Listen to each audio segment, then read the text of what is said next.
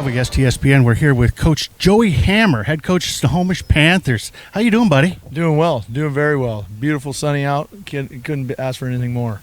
Man, I tell you what, you got a lot of kids out there this year. Did you guys run out of numbers? We've successfully handed out every number we possibly have, and you love it though. You just love having that atmosphere with you got 130 guys. It's fun. Yep. Well, how'd you do against Lake Stevens the other night? What did you think of your boys stacking up against them? You know, we battled. You know, Lake Stevens, they do what they do so well, and you want to see that your guys are fulfilling their roles and flying around the field. And you know, Lake Stevens did what they did, and they made a couple big plays. And so I'd like to stop those couple of things, but overall, I loved our energy and just our attention to detail. I think was awesome. The exciting thing about Snohomish football is the energy that you're bringing to that, and I think that the energy down here is just very electric, and I think your boys are picking up on that. Do you sense an atmosphere of where they're trying to, get more family oriented, more loyal to each other? Yeah, it's that. It's funny. I talk all the time about that one heartbeat, and I mean it. Not only from our kids, but into this community, we want every heart on deck. You know what I mean? And so, bringing all that back and getting that excitement and getting that energy, you know as well as I, when you go to war, as many hands on deck as you can, and it's fun that way. And the thing that people don't understand is we've got two schools, That's exactly right? And if we had one school, we'd take the title every year. Wow. Isn't that right? Yeah. But how many less kids would play? No, Isn't you're that right? exactly right. You get far less. Exactly. So it's beautiful seeing it, and success from both. So that's really awesome. And we enjoy covering it. So I really appreciate you coming out and talking to us. Thank you. And we really look forward. We got your first game here against Marysville. Good. What do you think of Marysville? Hey, they're tough, and they do what they do. And you don't get to rep against a wing T very often, right? And so you got to be disciplined, assignment driven, and you got to fly around and make tackles. And we're looking forward to the opportunity. I actually think that a few games against a wing T actually helps you against the spread, because you got to pay attention to what's going on. Oh, it does, big time. It overemphasizes attention to detail. Yeah, I mean, and winning your role. So, well, hey, thank you very much, thank sir. You. And I appreciate you coming down and talking to us. Yes, go Panthers.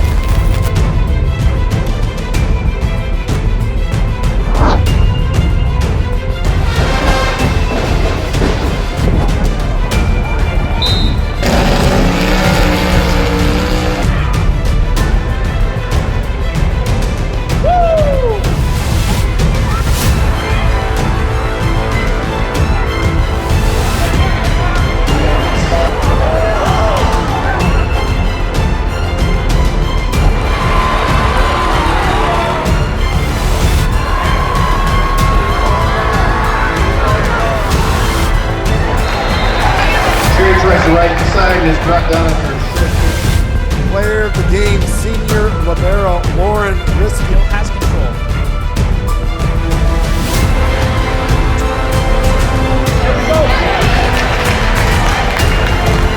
Championship district tournaments, we have it here on STSPN.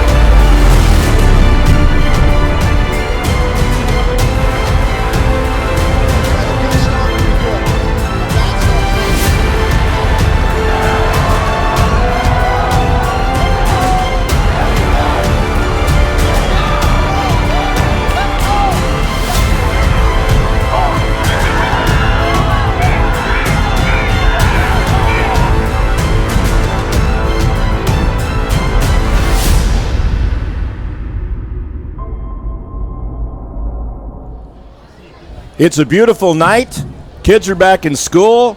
We are ready to roll. It's time for high school football. Can't think of a better place or a better setting to be at Snohomish's Veterans Memorial Stadium for the opening night of high school football. It is time to get rolling for high school football. Time to also get started with STSPN.com coverage of high school football.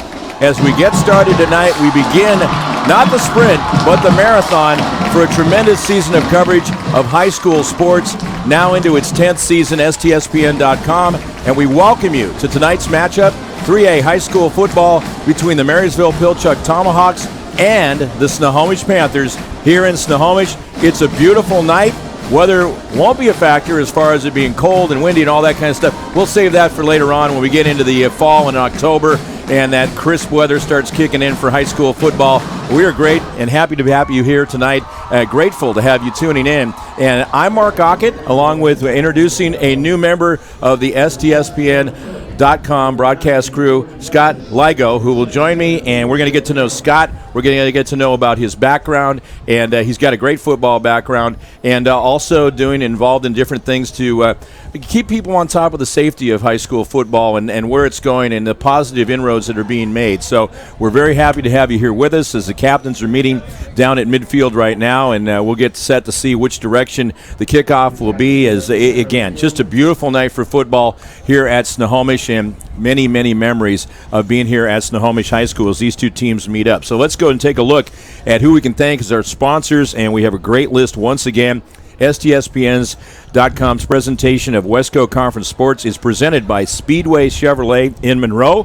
Visit SpeedwayChevrolet.com, proud sponsor of Live Varsity Sports since 2015 here on STSPN. We'd also like to thank our broadcast sponsors in helping bring these games to you live. These are great members of the community. We really and strongly urge you to support these businesses.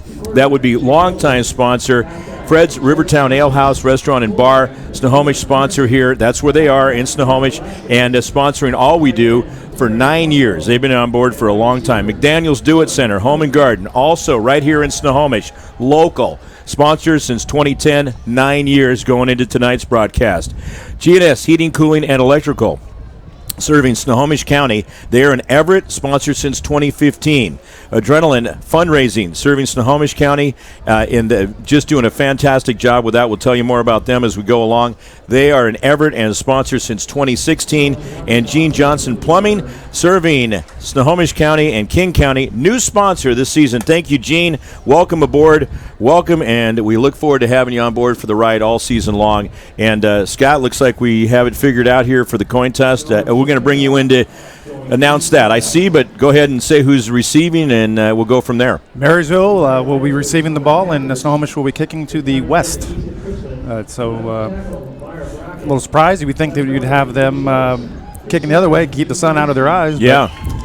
I guess choices are made. Here we go. Going with you too. And we're going to get to know you certainly as we go along here, and they're going to have the presentation of the colors. And also I want to bring in Todd Elvig. Todd is the owner, operator, CEO of STSPN. And Todd, you know how much we love what you started 10 years ago and where we're going with this. And people are going to see with every step of the way just continued improved technical enhancements, which already it's gone to leaps and bounds every year as to the improvements that you work on and to enhance the broadcasts of high school and college and professional sports. Yeah, you know what? I got to tell you what. There's no better night ever in the year is when football opens up. I mean, the crowd is electric. You got everybody here. They are just happy. It's the atmosphere that you just really can't replace anywhere else. And I got to tell you, this makes it all worth it. It's a privilege for us to be able to do this. You are a longtime Navy veteran of 12 years, and they're presenting the colors out there as we recognize the military and the ROTC coming across, and we will have coming up the national anthem.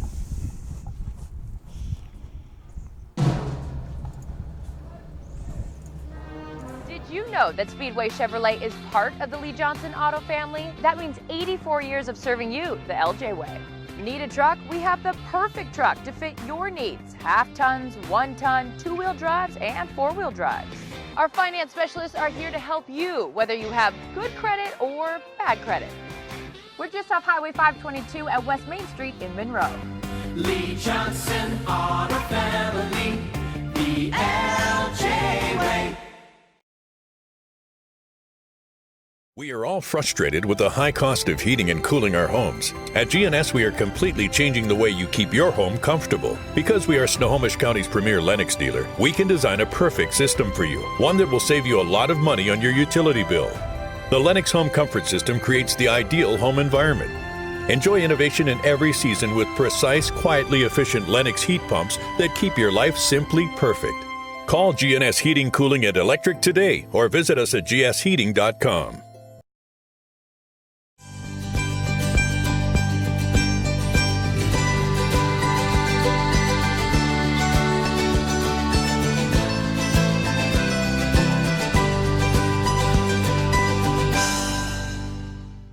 McDaniel's Do It Center is located in beautiful Snohomish, Washington.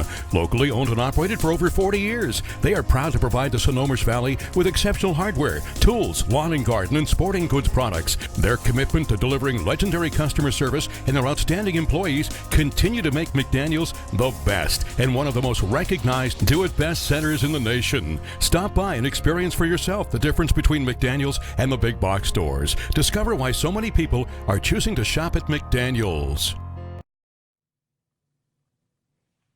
Hey sports fans, do you want to know when and where your favorite teams in the Wesco Conference are playing? Who won the game last night? And what the current standings are? Well, it's easy to find out on WescoAthletics.com. The information is entered by athletic directors and coaches, so you know it's accurate and up to date, making WescoAthletics.com the place to view official schedules, scores, standings, photos for all the schools and all the sports in the Wesco Conference. Check out WescoAthletics.com, the official website of the Wesco Conference. Well, ladies and gentlemen, it is time for Friday Night Football under the lights, as the lights are on here, but we don't need them too much right now. These two teams are going to play in a sunset that is just beautiful here at Snohomish as it sets to our left as they go now from the north to the south, where you see Snohomish coming off the field, Marysville-Pilchuck across the way. They have white uniforms with red numbers, red pants, and also the red helmets for the Snohomish Panthers. They have the full red uniforms, white numbers, and letters across with the Panthers on there, and also the traditional Snohomish helmets with the S on them. And you can see the change in the helmet design, too, over the past few years. It's made its way to the high school level, Scott. Oh, yeah. There's obviously the safety issues have become important, and the new helmet called Vices here, actually locally from Seattle, Washington, is a new helmet that everybody's using. That is great to see. So we got a couple of men back deep for the Marysville-Pilchuck Tomahawks. Jordan Justice is on the near side, and over on the far side is Dylan Cook. And we are ready to go as Snohomish will kick off. Kicking off for the Panthers is Cale Hammer. Obviously, tie in there to head coach Joey Hammer, now in his second season with the Snohomish Panthers. And 12 minutes on the clock. Let's get ready to roll. Here we go. Buddy. So we'll have full coverage of what's going on here, as many stats, numbers as we can put together for you as far as yardage, receptions, all that kind of stuff, first downs, third and fourth down conversion. There's a kickoff. It's taken over at the 11-yard line as Cuck takes it over to the 40, to the 50. Look at this. He's to the 40 and cutting back to the 20, to the 10, and into the end zone for a touchdown to open up the season. Wow. My goodness. What a run by that kid. 6'1", 180-pound, also as a wide receiver and defensive back. And it is suddenly 6-0, just like that. That is an 89-yard return. Quite impressive, quite impressive. As we all know, there's three parts of the game, and special teams is 1/3 of it. And what a way to start your So Cook coming through with the return, and just like that, Tommies are on the scoreboard. Interesting way to start the season. Yes, sir. What did you see there that allowed for him to find that seam as he was making his way in the backfield or in the Marysville territory at around the 30 to 40-yard line? That's where it looked like he found his. They're always the first game jitters for any head coach is tackling, and tackling was missed, and off to the races we went. Here comes the extra point attempt. High snap, and the kick is going to be good. So it is 7-0, just like that. 11:46 left to go here in the first quarter. Only took 14 seconds for the Tomahawks to get on the scoreboard. We'll see what Snohomish has to offer. We're going to take a break. This is STSPN.com. Rivertown Ale House was established in July of 1994 and is located at 1114 First Street in historic downtown Snohomish. Each time you visit the ale house, you may expect to find new beers and new food choices. Fred's Rivertown Ale House is well known throughout the beer community. Oftentimes, we are the first choice for breweries to introduce new beers, limited or specialty beers, and beers you just won't find anyplace else. At Fred's, we like to say that once we get you through the front door, our friendly service, relaxed family atmosphere, and our quality food and beverages will keep you coming back.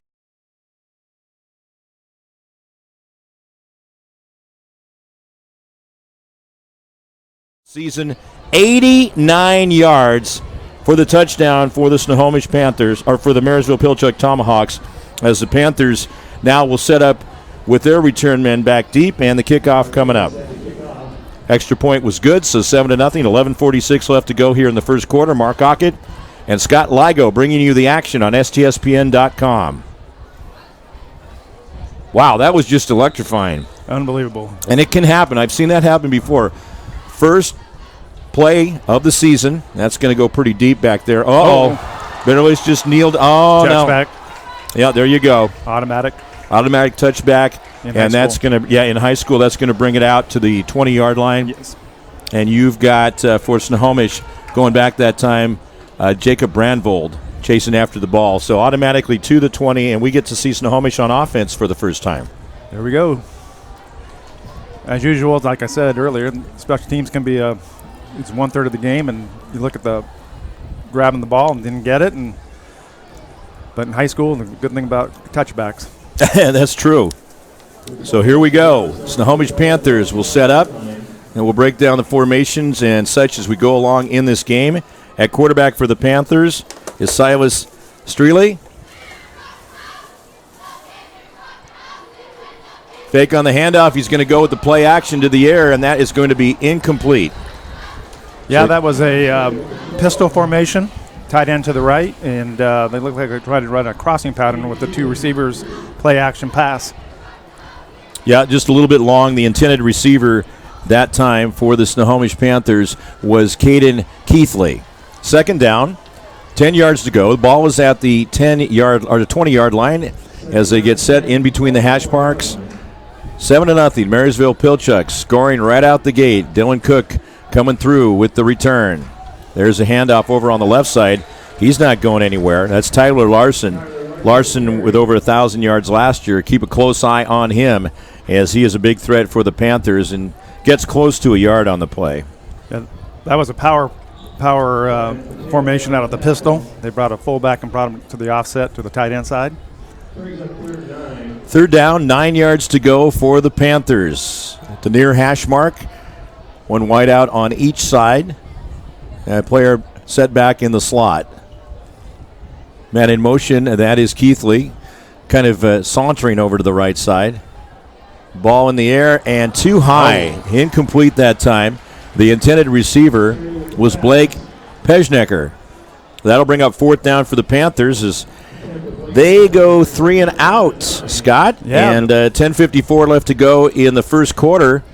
The punting team's going to come on, and this is going to give Marysville great field position. Yeah, and it's going back to that same kid, I believe, the returner. Dylan Cook, yeah. He's there at the 46-yard line of Snohomish. And Snohomish will send their punter back to go for it right here. That's Declan Bartelheimer. You said that A little right. low on the snap, and boy, he didn't get much on that. There it goes. That's going to head over near the cheerleaders for the Snohomish Panthers. So that'll turn things over on the punt there to the Marysville-Pilchuck Tomahawks. 10:48 left to go in the first quarter. We'll take a quick break on STSPN.com. Every year, thousands of groups depend on Adrenaline Fundraising to help reach their financial goals. Adrenaline Fundraising is about developing leaders through commitment, work ethic, and follow-through.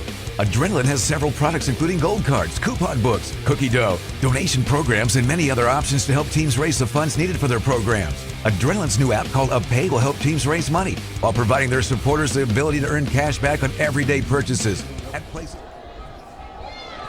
5.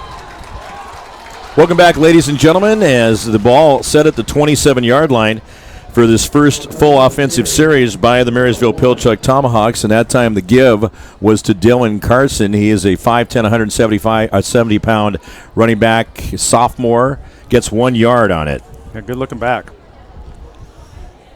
Second down, 9 yards to go, 10:20 to go in the first quarter. It's 7-0 Marysville-Pilchuck. Dylan Cook scoring on the kickoff to start the game, an 89-yard touchdown return, a work of art as he weaved his way through. That pass is going to go off to the left side and incomplete. Jake Elwood. Just trying to get out to that receiver quickly and see if they can get a little one-on-one with the corner out there. You know, you do this double take when you hear the name Jake Elwood, a senior, 6'2", 185 pounds, because you go Blues Brothers. Yes, Jake sir. and Elwood Blues. It's all combined here. Jake Elwood. All right, there. I'm sure he's heard that a couple times. Yeah, I've never heard that. Third down, 9 yards to go, so big time here for the Tomahawks. Scott, what do you see? Well, we're coming out of a Marysville runs a lot of different formations. This is a double wing formation for them. One back, little motion. Going to go to the first man cutting over through the formation that time. That's their little and carrying the trap play. football is Ryan Cody. And that's a pickup down to the 20-yard line. I got to think they'll go for it right here. Yeah, the line right up on the ball. Here we go. Exact same formation. Pick up that time of 6 yards. Fourth down, 3 yards to go. He's not going anywhere. Stacked up. That's going to give it back to the Panthers. No gain that time. Yeah, just tried to run the power play at the outside on a quick snap, and young man probably should have cut it up a little earlier and maybe would have gotten the first down. So nothing on that one, and goes back to the Panthers. Ball's at the 20-yard line. Oh, this is just great atmosphere. It's one of those nights where you roll in, you walk in, and you just feel that is with people like us who've been around the game for a long time, that just that energy and the that good spine tingling chill of walking in on a opening night for high school football. I see they have the trip set over on the right side. Here's a pitch now. He's going nowhere. Yep. They're probably looking at to see way Marysville's going to line against them. They ran a trips formation to the wide side and ran to the short side with the back, and probably Maro make some Bihar adjustments. with the carry. He's a senior, just 5'8", gets 1 yard on the play.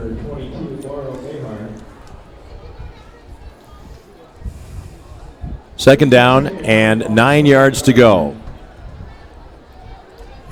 Ball at the near hash mark, 2 wide right and 1 to the left as the back's in the I formation now, and the man cutting through.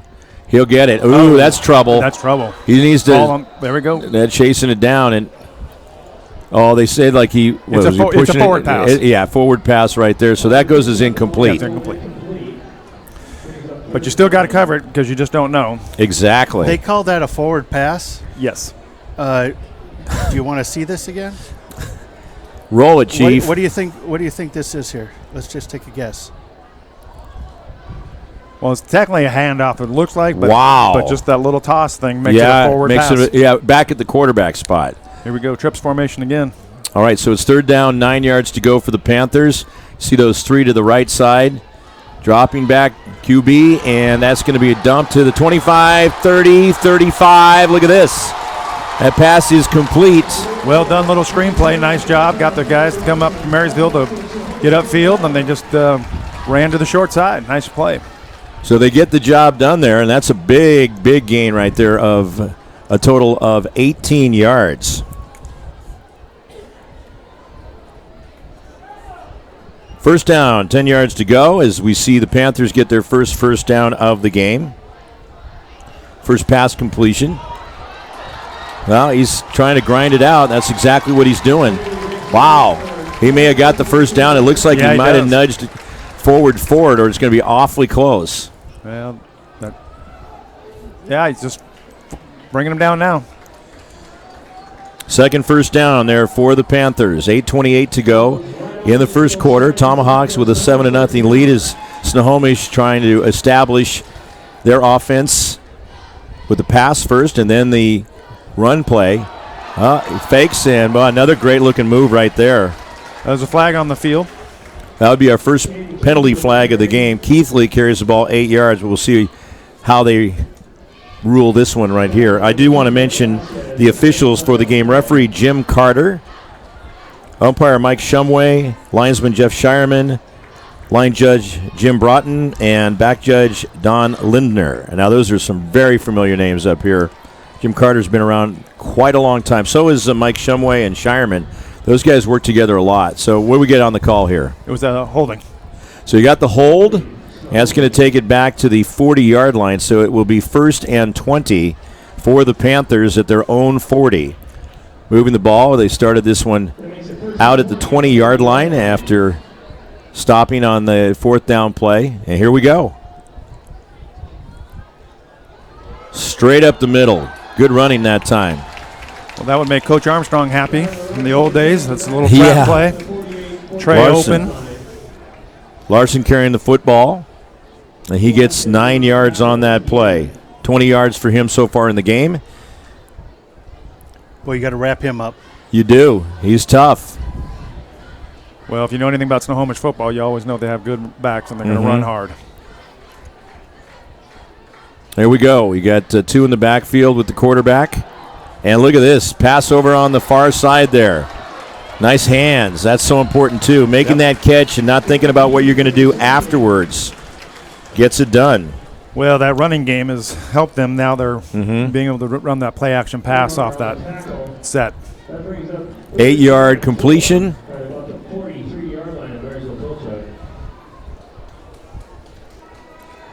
Here we go. 3rd down and 3 yards to go.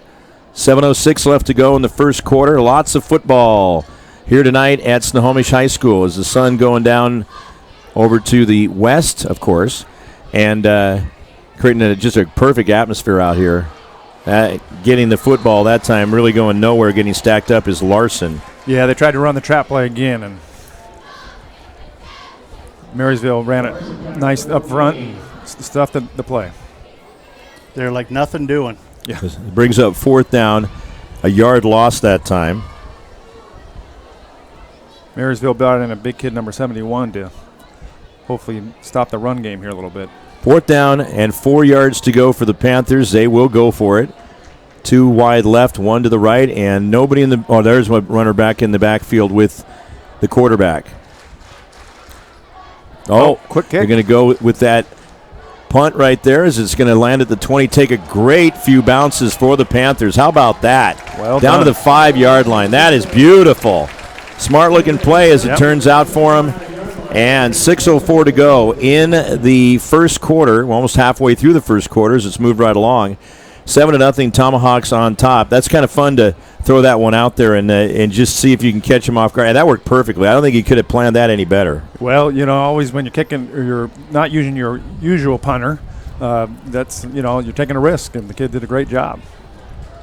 All right, Tommy's with the football at their own 5-yard line. Keep in mind, they scored on the very first play of the game, a kickoff, 89-yard run by Dylan Cook, taking it into the house. Oh, he's going a long way to get some yardage, but he's got a first down. Yeah. Jordan Justice carrying the football. He's got 12 yards on the play. Yeah. Set the formation away and then bring him back in motion and run the sweep play out of that. They'll bring up a first down for Marysville-Pilchuck. That's their first down of the game. Yes, it is. Panthers have 2 so far. And we have a couple of attempts on fourth down conversions. Ball at the near hash mark. First down here, and it gets set to go once again. He's stacked up, gets a little bit on that. 2 yards tops. Yeah. Jake Elwood at quarterback. And you see the handoff. Yep. 7-0. I think I saw a little Marysville holding in there. Well, as an offense, Todd's keeping an eye on things, making sure to keep these officials honest in this game, right? Well, I mean, I'm not on the field, so, Well, of course. So a couple yards on the play that time for Marysville-Pilchuck. Here we go. Wow. Oh, look at nice that. Hole. Carrying the football, finding a hole right there is Dylan Carson. Now Carson takes it from the 19-yard line to the 35-yard line. That is a gain of 16 yards. And another first down for Marysville-Pilchuck as they will move the chains. That was a nice little play. They just ran the exact same play, and it just opened up a lot better on the left-hand side. First down and 10 for the Tomahawks. Far hash mark as they go from our left to right and on your screen. Getting the football and extended life right there. He's got a first down. Carrying the football is Dylan Carson. He's only a sophomore, right? Yeah, Dylan Carson is just a sophomore. 5'10", 170 pounds. Boy, he's the real deal. Yeah, he's good looking back. That's a 12-yard gain. He's got 29 yards rushing so far in the game, and third first down of this drive for the Tomahawks. Ball's at the 47-yard line, now near us. Great crowd on hand here tonight at Snohomish. This is always a good matchup. Color schemes work well together. Handoff and the football, and carrying it over the left side is Jay Gray. Just 5'5". He is a 165-pound junior running back, and Gray picks up 9 yards. Just shy of the first down. This time, getting the first down will be the Tomahawks' Jordan Justice. Yeah, they're not in a typical wing T formation, but they're running a lot of wing T type plays out of this offense. It's being very effective against Snohomish. The Justice gets it done, and that takes it to the 37-yard line of the Panthers. Well, I think if they keep pounding it like this, they're going to tire out that Snohomish defensive line, and that's always very difficult for a defense to be able to deal with. Yeah, keep him on the field for a long time, and that does get you. You see how much the off-season conditioning is prevalent at that point. There's a swing pass out to the left side, and making the catch that time, getting stuffed down, is Jordan Justice. Well, that's that the was first completion. Close to being almost picked. The outside linebacker would have yes. play on it. It's always the risk of that play. See, if I think it was Marysville, I would have stayed on the ground just because you've got them every play. They've been able to make some yards on that.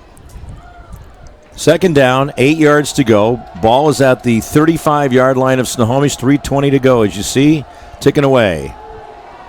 There it is. And there is a big run by Justice to the 20. Look at this guy. He's cutting and turning and into the end zone. Oh. No problem. Looking for any flags. Don't see him. Wow. Nice run. 35-yard run that time. Almost the last play right there, that wide receiver almost got that number 40. How about that? So actually a 37-yard run, and that takes him into the end zone as Justice comes through. Justice is served on that one. Boy, he really can see the field, can he? Oh, my goodness. Well, it's impressive as Marysville-Pilchuck has so many good running backs. Oh, yes.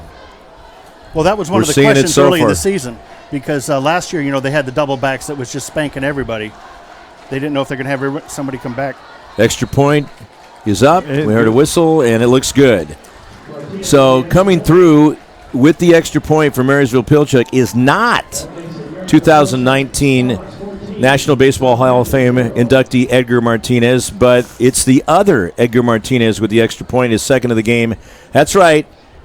It is senior kicker, 5'10", 145-pound Edgar Martinez. So start the Edgar chants. We're going to have a timeout. It's 14-0 MP here. Frustrated with the high cost of heating and cooling our homes. At GNS, we are completely changing the way you keep your home comfortable.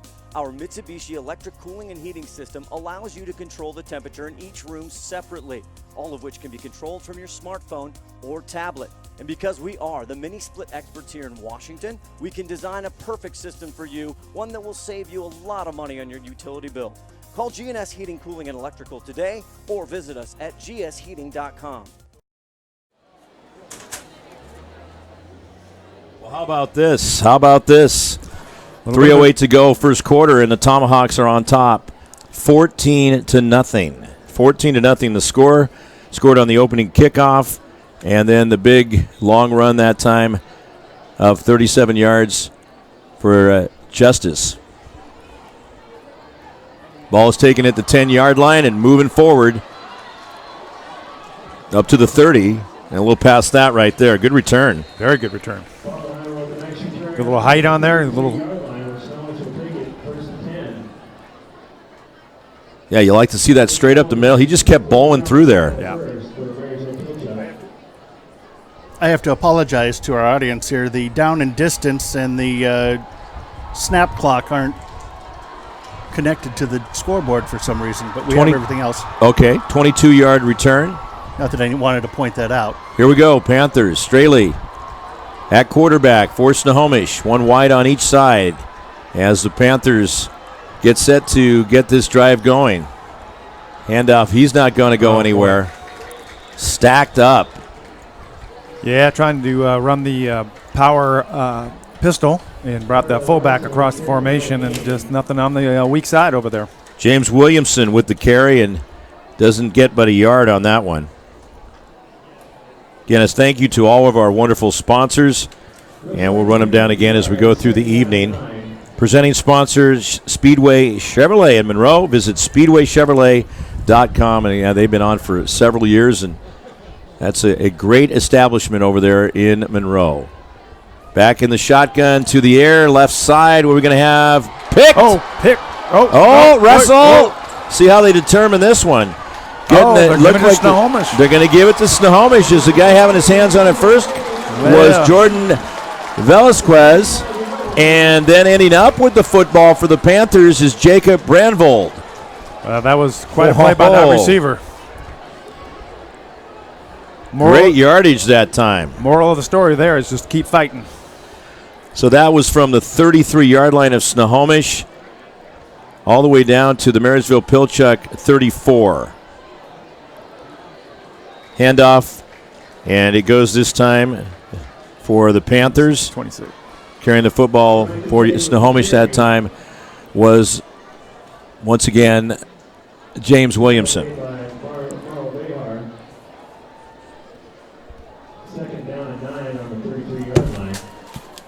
This 1 yard gain. Second down, 9 yards to go, and it's going to go down to the 33-yard line. So that big passing play, you got 17 yards to midfield plus another 16, 33 yards. Trips to the boundary.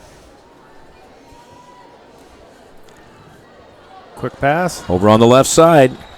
And a completion this time. It goes to the Panthers. Coming through that time is Jordan Purser. They've used a lot of players. Let me correct. That's actually 37 out there. That's Jacob Brandvold. Third down and a yard to go. So he gets 8 yards on the passing play. And now Straley is 4 for 6. And carrying the football straight up the middle is Mauro Bahar. Yeah, and the safety made the tackle, number 9. Gets the first down up to the 20-yard line.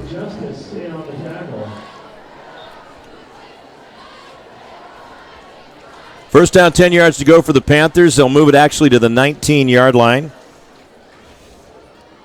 And they are down 14-0 as we're coming up on a minute to go here in the first quarter.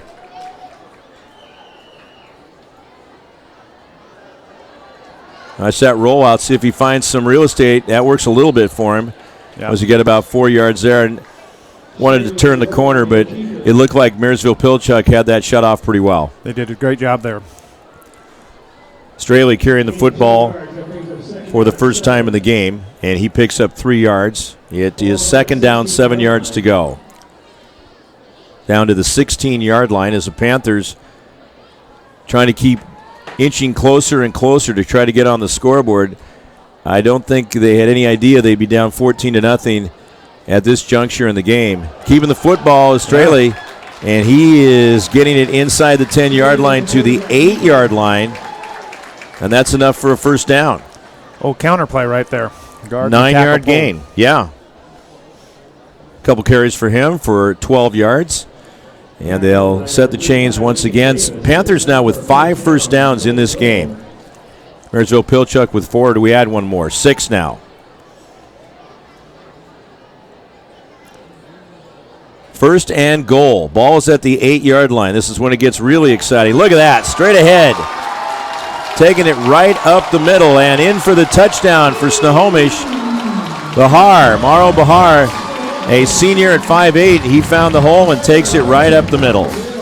Old 72 again on the trap play there. So the Panthers get on the scoreboard. 27 seconds to go as you see here in the first quarter, and they'll attempt the extra point right now. Kyler Hammer in, and the hold will be set by Straley. Silas will take the snap, and is it a 7-point game? It is. Snohomish on the scoreboard, 14-7 the score. Thanks for being with us on STSPN.com. We'll come back and wrap up the first quarter right after this.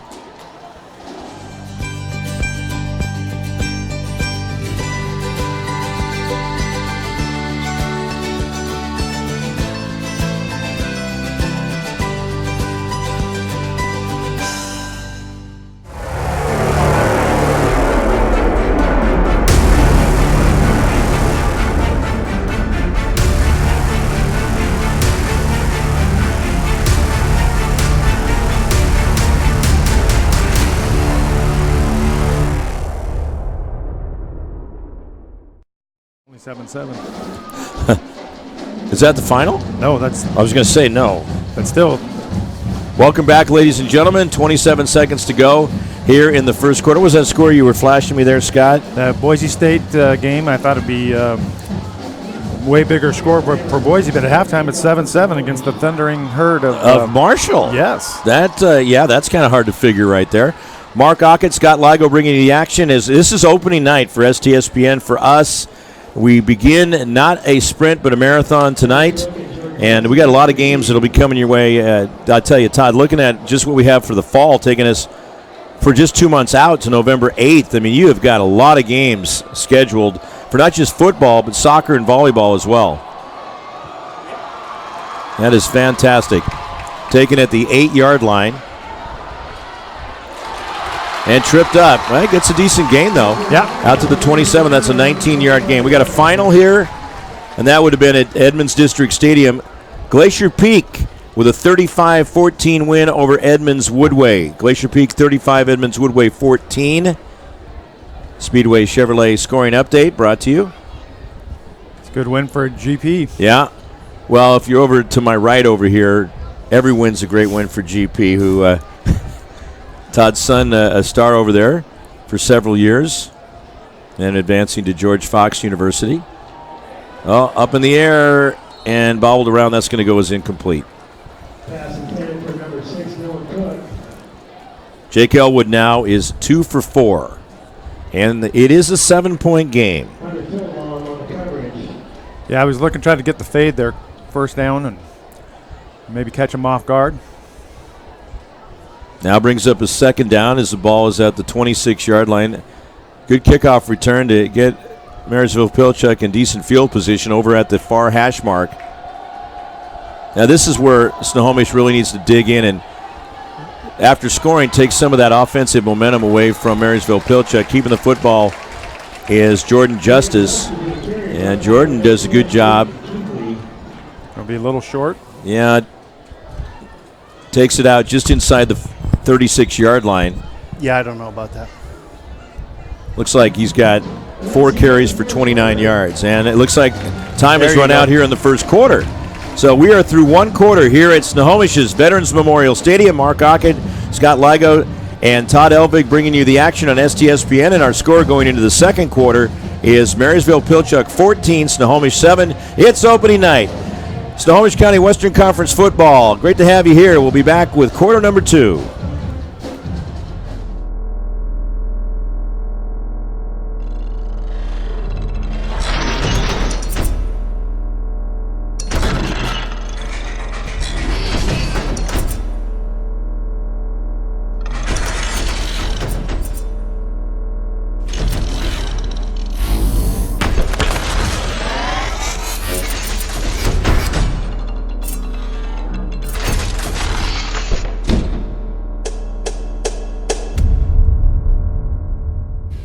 Every year, thousands of groups depend on Adrenaline Fundraising to help reach their financial goals. Adrenaline Fundraising is about developing leaders through commitment, work ethic, and follow-through. Adrenaline has several products including gold cards, coupon books, cookie dough, donation programs, and many other options to help teams raise the funds needed for their programs. Adrenaline's new app called UpPay will help teams raise money while providing their supporters the ability to earn cash back on everyday purchases at places like Starbucks, Nike, Red Robin, and over 200 plus national retailers. Adrenaline Fundraising is this season's sponsor of the STSPN's Play of the Game Award.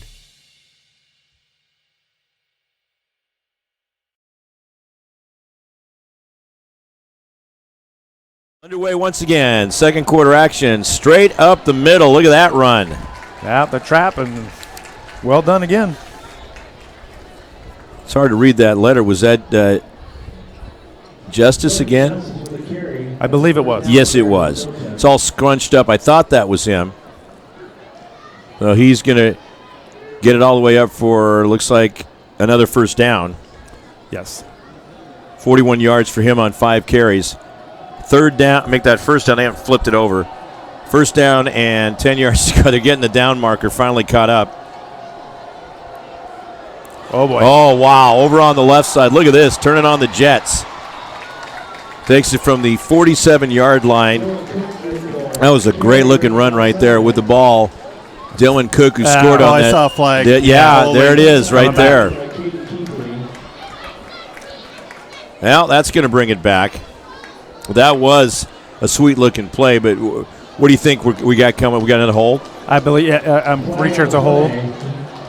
Which is too bad. Was what I'm detecting here real quick is that Marysville's doing a great job of formationing Snohomish and getting them in, where their defense is weak, and then running the sweep back this way, and there was nearly no backside support. Yeah, it is a hold. Takes the ball back to the 35-yard line of Marysville-Pilchuck. 11:33 to go.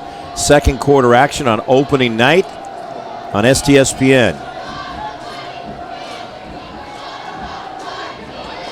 Oh, he escapes out of that. Jake Elwood picks up some of it that he needs to get back. 3-yard gain. Yeah, he needs to be a little more protective of that ball. He tried to reach it out. Might have got a fumble there. It's a long ways to go. Second down, 19 yards to go. They need to get for the first down to the 30, make that 43-yard line of Snohomish. And Snohomish digging in. They now see, okay, this isn't a 14-point spread anymore. It's just a 7-point game. This is our home field. It is opening night. We got a good crowd here. I mean, obviously a lot of people come over from Marysville, too. They support their team well. I think there's going to be a hold again. Rolling out over on the right side is Justice. You see the flag down there? Yeah, it is. Yep. Well, Justice got about 17 yards on the carry, but they're going to go ahead and swing it back here.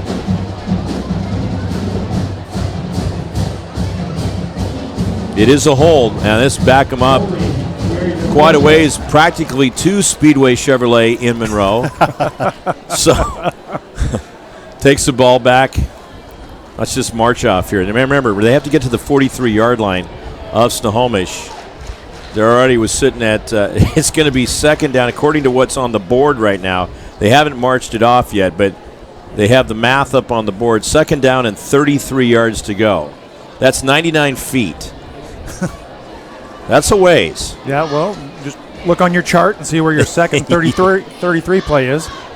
Yeah, that's right. Okay, well, that's a good point, Scott.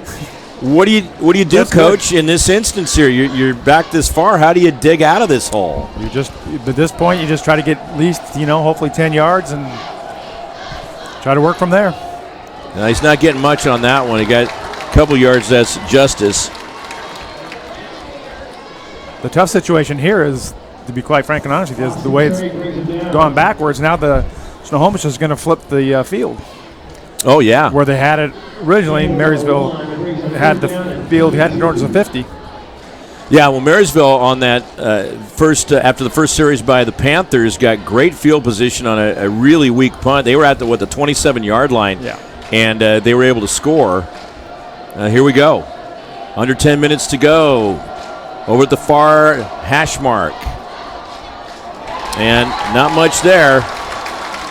Dylan Carson, about 3 yards. Yeah. He's got 4 carries for 32 yards. Clock ticking down, fourth down, and boom, boom. We got a guy back for Snohomish as Marysville-Pilchuck will go in punt formation. Back for the Panthers is Jacob Brandvold. Brandvold, 6'3", 174, senior, plays wide receiver, defensive back. You see him out there now at the Snohomish, right around the 34-yard line. Punting unit is on for the Tomahawks of Marysville-Pilchuck. A pretty decent punt right there. Gets a little leg on it. And good see how it. time. Oh, there you go. That's a great bunch of rolls there and bounces for the Tomahawks. It's going to take it back to the 25-yard line. Really solid punt about 50 yards on that one. 9:04 to go in the second quarter. And Todd, you made quite a great presentation to talk to sponsors in the off season and get set up for things, but people can still jump on board, can't they? Oh my, absolutely. I'm not really a salesman, so it's difficult to get out there. Well, you could have fooled me with all the great sponsors you got on there, so we look forward to more. Hey, you want to get on board? Please do. And, you're going to get full bang for your buck. First down, 10 yards to go for Snohomish at their own 25-yard line. Mark Aucut, Scott Ligo, and Todd Elvig here. Oh, look out. Yeah, trying to run weak side there and just got a lot of penetration. They got weak in a hurry for him. Great tackle by tough 54. sledding. James Williamson takes a loss of 4 yards on the play. Brings up second down and 14 for Snohomish. 2nd and 10. No, 2nd and 14 as they will back it up to the 21-yard line. Light's starting to take a little more hold here now as we move deeper into the evening. You got the trip set over on the right side. What might Snohomish be looking at here? Just trying to probably see a numbers game and handoff. Yeah, back to the we'll go with the run. Side.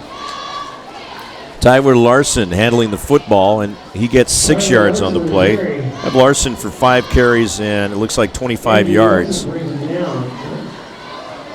Now, Todd, from a technical standpoint, that picture is really sharp. What kind of camera are you using? Well, we're using a HD 4K, but we're sending it at HD. Okay.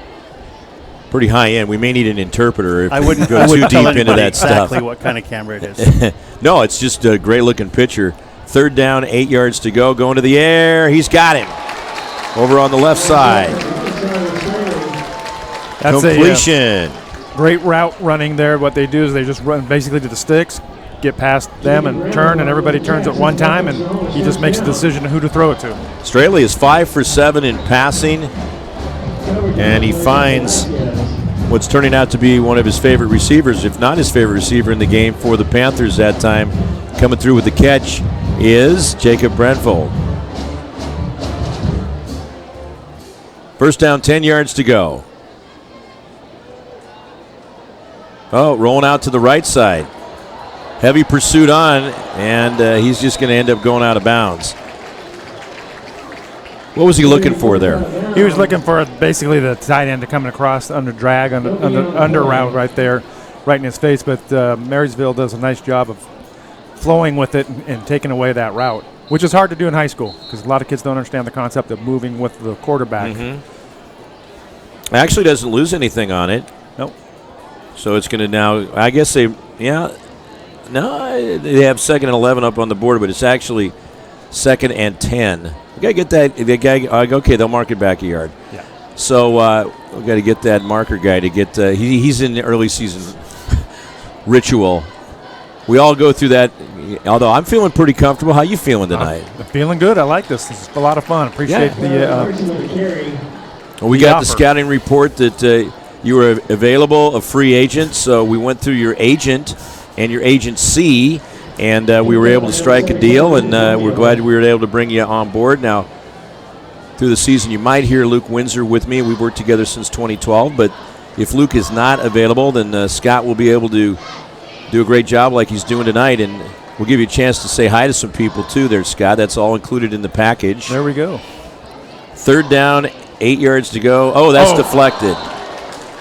Deflected. The intended receiver that time was Brandvold. Yeah, he just ran an in pattern.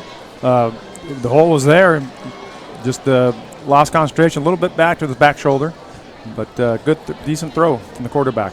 Goes his 4th down and 8 yards to go. The punting unit will come on for the Snohomish Panthers. Declan Bartelheimer back to punt. Sure, throw me a curveball name on opening night. Here we go. All right, well, this could be a little dangerous. Interesting one. Oh, another, on these punts and such, they're getting some great bounces and rolls. That's going down to the 26-yard line. 6:19 up on the clock there. GNS, one of our sponsors, as you see up there on the scoreboard, sponsor, GNS Heating, Cooling, and Electrical. Let's talk about them a little bit. GNS Incorporated was founded in 1977 and was originally established as a residential heating and air conditioning installation company with 2 employees. Through a strong work ethic, GNS has grown to become a leader in the Pacific Northwest in residential, commercial, HVAC, and electric service installation. They are also known as the local experts in green technologies such as solar and geothermal heating. That's GNS Heating, Cooling, and Electrical. Thank you, GNS, for being on board as a longtime sponsor. That's a 2-yard gain that time. The Cook made the reception. Elwood now 3 for 6. And brings up 2nd down and 8 yards to go. Todd, you've done a lot with GNS, haven't you? Yeah, they're a pretty good group of guys over there. That's right there. The location's right there by I-5 over in Everett. It is. All you have to do is look for the GNS flag and the Seahawks 12 flag. Much the GNS flag, much like we see the GS right there on the screen. So we ask you to support our businesses that sponsor us. Oh, he's not happening. Nothing going on there. That's Jordan Velasquez. Yeah, just trying to run the sweep back to the strong side of the tight end. And I think Coach did a great job. I think Coach Hammer is playing I Spy now. We have 3rd down, 10 yards to go. Ball's at the 26-yard line of the Marysville-Pilchuck Tomahawks as we're past the halfway point here in the 2nd quarter. Yeah, it's just so cool to see all those people out there. And we are very, very big preservers of the high school sports scene. Pass is complete over on the far side there. Ooh. Making the catch. Close to the first. He's got it. Should have it. At the 36-yard line for Marysville-Pilchuck is Dylan Cook. He's really had a great presence in this game. Well, as Coach John Madden used to say, it was a right foot or a left foot spot. And luckily, that was a right foot spot because that's right. That barely made it. There's a shot of the crowd here at Snohomish. Who you have on camera down there, Todd, down below? That's Jess. And Sarah, your daughter, now a senior at Glacier Peak, is that correct? She is. She was just here delivering some cookies for you guys. Oh, is this something that your wife, the lovely Susan, may have baked for us? Yeah, she baked them all the way from QFC. Oh, very good. 2-yard gain that time for Marysville-Pilchuck, Dylan Carson. It takes it to 2nd down, 8 yards to go. Ball is at the 38-yard line of the Tomahawks. Up 14-7. Scoring on the opening kickoff, Dylan Cook, 89-yard touchdown return. Now, Todd, at halftime, will you have a package of highlights and such for the fans to take a look at? That is correct. We'll have all the replays stacked up with a little bit of music for halftime. They're down 2 yards to go. Plus a few commercials to try and pay the bills. There you go. That's good. Again, we really appreciate all the wonderful sponsors involved with STSPN. Carry straight up the middle. Taking the football that time is Dylan Carson for Marysville-Pilchuck. That's another 1st down. He gets about 5 yards on the play, 39 yards carrying the football. Now taking a look at 1st down. Scott, I'll actually let you do that. It looks pretty even there. Yes, Marysville-Pilchuck has 8, and so does Snohomish, so we are tied up that way. I'm with Todd, though. I don't know. I think Marysville just needs to keep pounding the ball like they are. All right, looking to want to go to the air. He escapes the tackler, and it's complete. Elwood is finding Dylan Cook, and Cook looks like he got inside the 38-yard line. That's going to be another 1st down. 10-yard right gain. away, they make a liar out of us. Yep, it's exactly what it did. The Cook now has 3 receptions for a total of 22 yards. 1st down, number 9 for the Tomahawks as we hit the 3-minute mark to go here in the 2nd quarter. This one's moving right along. You get a lot of that running going on, and that moves the clock pretty quickly. Look at this guy running the football, Jordan Justice. Well, that was a true wing T formation right there, and just ran the. Yeah, but watch this guy. We were talking about Terry Ennis yesterday when we were prepping for the game there, and of course the czar, the guru of the wing T, passed away sadly 12 years ago in September of 2007, and wow, that guy was amazing and just a wonderful human being. I miss him. Sure, I agree with you 100% on that one. Class act. Terry was the Seattle Times 20th Century Coach of the Year. That should have been a flag there. Yeah. Yeah, a little push and stuff going on. So a 1-yard gain. It's third down, coming up on 2 minutes now.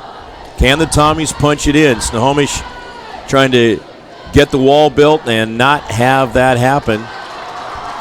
I think there might have been a little something at the end of that play where before he pushed him on the ground there. Usually something sets it off. Something we might not always see on the interior. Cutting through Justice. Justice not going to get it. He can't turn. That's a great tackle over there. Yep. Looks like I just want to check, see if I got the right one there. I think it was 72 that came over. No, 40 for Snohomish. That's Braden Ulrich. Fourth down, about 4 yards to go. What do you see happening here, Scott? Well, like Todd said, they may make us liars, but if I was them, I could continue to run the ball, and I would expect a trap play or what they'd kind of do in that little option where they just dive the back right to the hole. 4th and 4, back deep, Elwood, and it's overthrown. Tight coverage that time, too, for the Panthers. Renvold right in on tight, and so that's going to turn it over to Snohomish. They'll have it 1st and 10. And it looks about at their 37-yard line. 1:04 to go in the second quarter in a close 14-7 game. The problem with that is if they would have ran it, even if they would have only got a couple yards, the run would have taken up more time than the pass. Sure. And they've only got a minute left, so.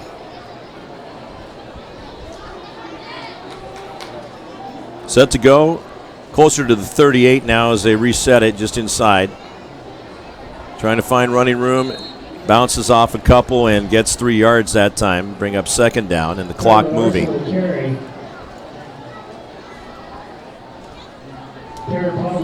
Let's see if Snohomish tries to take a shot here.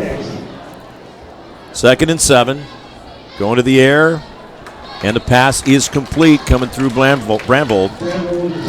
Yeah, simple out route. Just try to get some yards and get your foot out of bounds and stop the clock.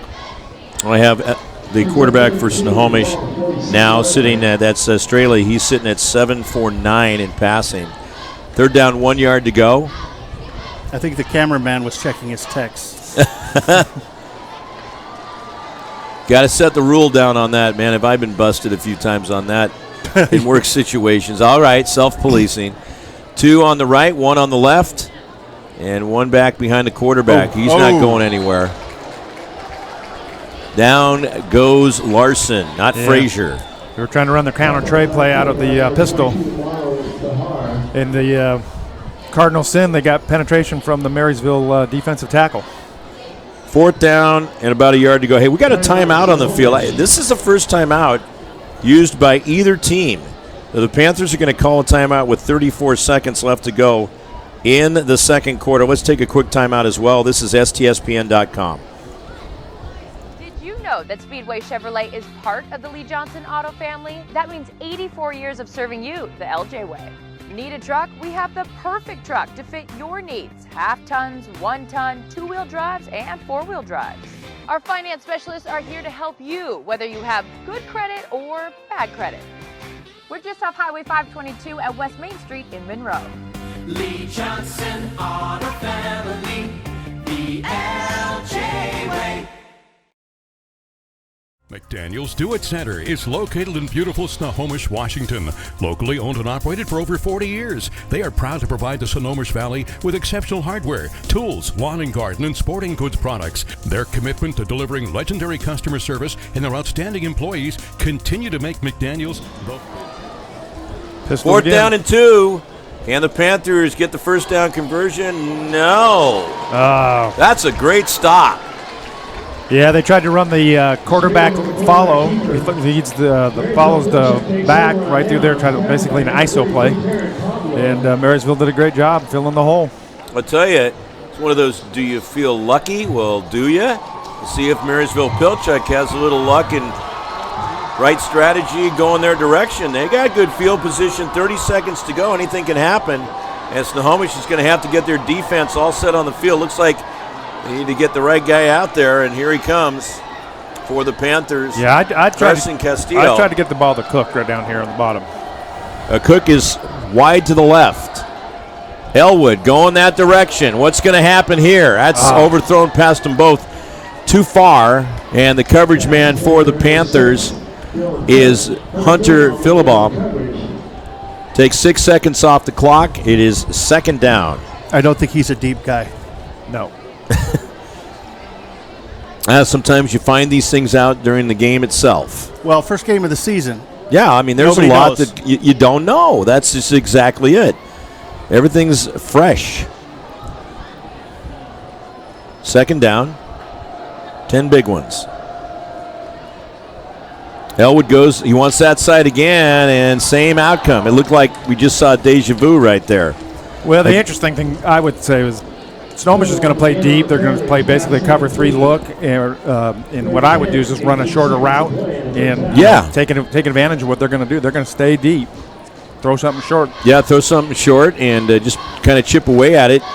They took another 6 seconds on the clock. I mean, that play was virtually identical to the previous one. You know, in the quarterback's defense, I think the ball hit the exact same place. So the receiver, I think, might have been a little bit out of alignment. He might have had a little hitch in his giddy up, as Keith Jackson would say there. So just speed it up a little bit there. Carrying the football for the Tomahawks, just a little bit, about a yard short of the first down, is Dylan Carson. Yeah, I think they're going to. Got 9 yards. They call timeout. The Tomahawks want a timeout. This will be their first charge timeout. Each team has 2 left. There's only 6 seconds left in the second quarter. Again, folks, we really appreciate you tuning into STSPN.com. And I just want to take a look at some of the stuff we have coming up. Next Tuesday, we just keep the train rolling. It's going to be soccer, and that will be girls soccer. You got Ron on that. Yeah, it's the Snohomish Glacier Peak game, so it can be a little special. So you're going to have and what's Ron's last name again? Henthorn. All right, so Ron will be doing the play-by-play for that one, and that is Snohomish and Glacier Peak. Gets going at 7 o'clock soccer, and then on Thursday, you got some volleyball taking place. That's going to be Edmonds Woodway at Snohomish. Volleyball. You got a lot of volleyball games you're doing this year. I love that sport. It's indoors. Especially as you get deeper into the fall season, which is just a couple of weeks away. All right, 4th down, 2 yards to go. Elwood dropping back. Now there's that short play you were talking about, Scott. Yep. He finds Dylan Cook. The guy, only they flipped him over to the other side and they went shorter, but it does burn 4 seconds off the clock, so here we go. Last play of the quarter as they get that first down, and I think they're lining up. I think they should have, 9 or 10? Yes. They got 10 of them. I think they're lining up for a field goal. Oh, wow. Here we go. So this will be a 48-yarder, and we don't have the right people on.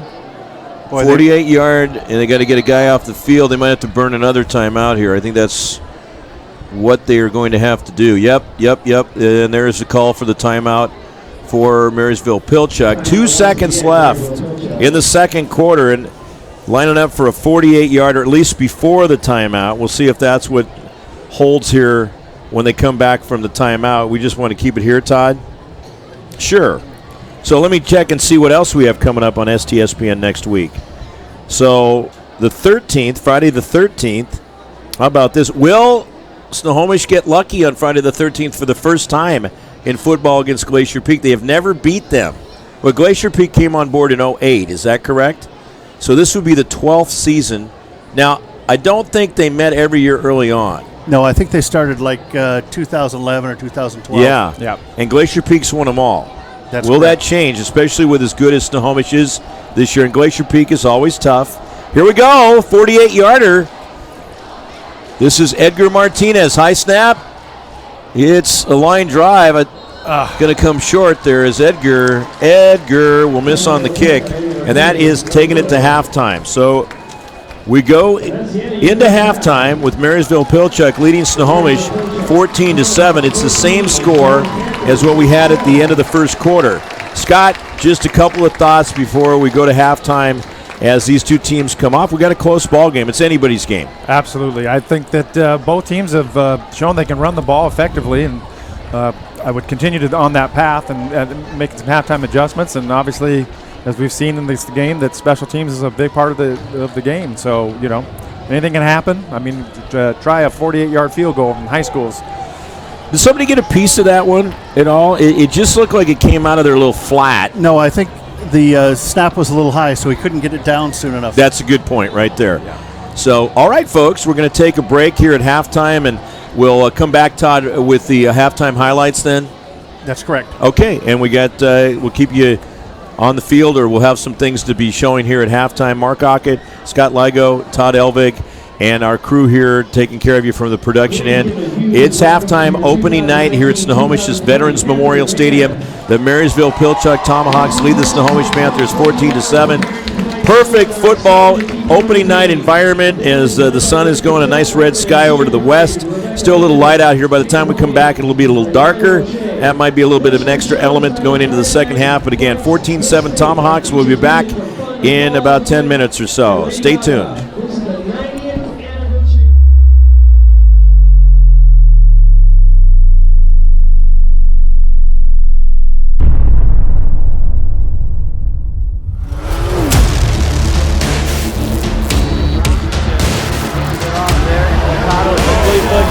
Flags down, wide open as Johnson catches it. Hard to tackle, finally catching up to the 35.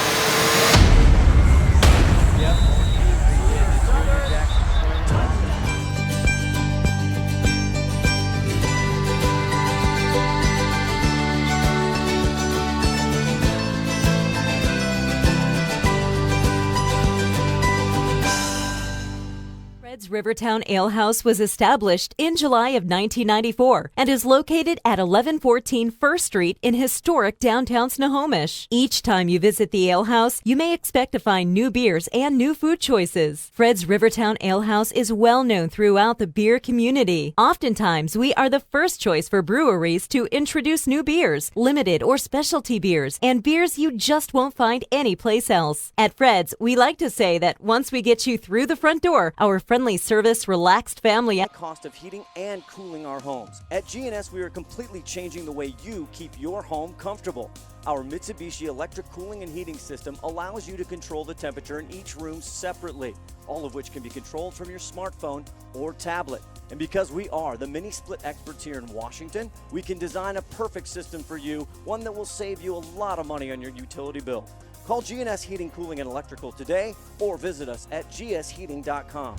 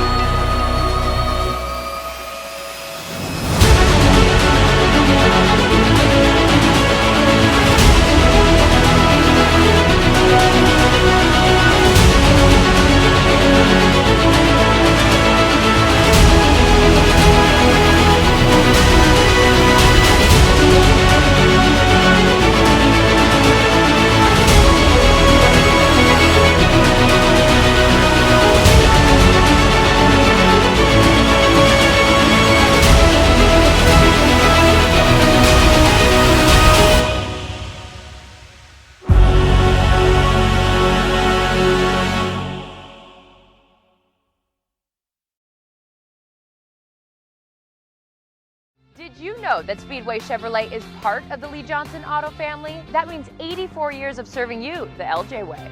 Need a truck? We have the perfect truck to fit your needs. Half tons, 1 ton, 2-wheel drives, and 4-wheel drives.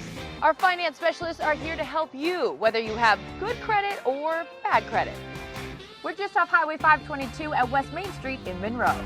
Lee Johnson Auto Family, the LJ way.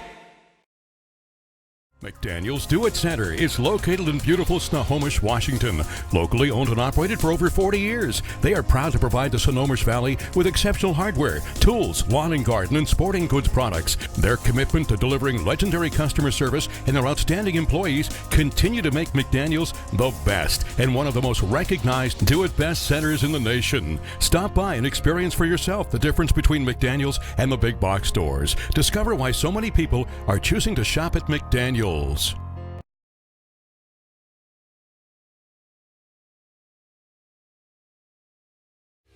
Every year, thousands of groups depend on Adrenaline Fundraising to help reach their financial goals. Adrenaline Fundraising is about developing leaders through commitment, work ethic, and follow-through. Adrenaline has several products including gold cards, coupon books, cookie dough, donation programs, and many other options to help teams raise the funds needed for their programs. Adrenaline's new app called UpPay will help teams raise money while providing their supporters the ability to earn cash back on everyday purchases at places like Starbucks, Nike, Red Robin, and over 200 plus national retailers. Adrenaline Fundraising is this season's sponsor of the STSPN's Play of the Game Award.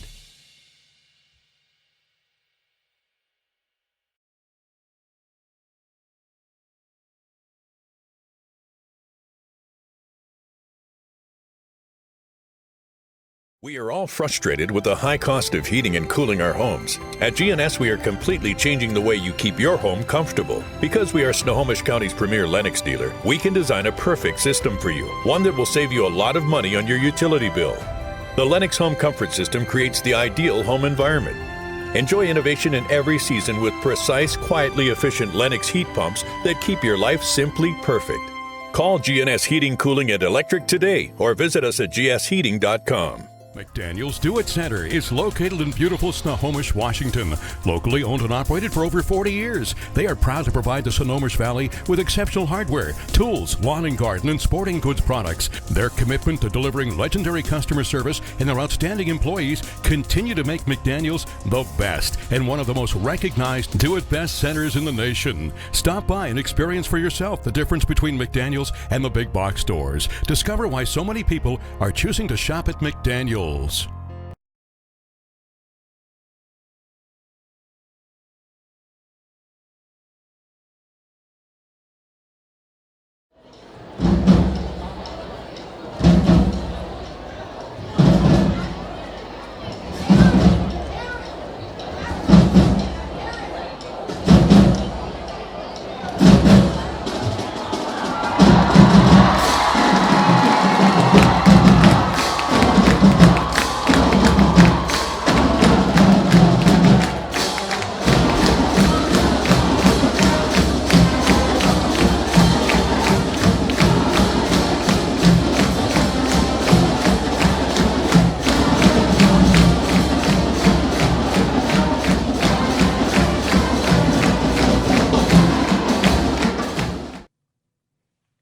Hey, sports fans, do you want to know when and where your favorite teams in the Wesco Conference are playing?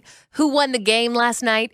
And what the current standings are? Well, it's easy to find out on WescoAthletics.com. The information is entered by athletic directors and coaches, so you know it's accurate and up to date, making WescoAthletics.com the place to view official schedules, scores, standings, photos for all the schools and all the sports in the Wesco Conference. Check out WescoAthletics.com, the official website of the Wesco Conference.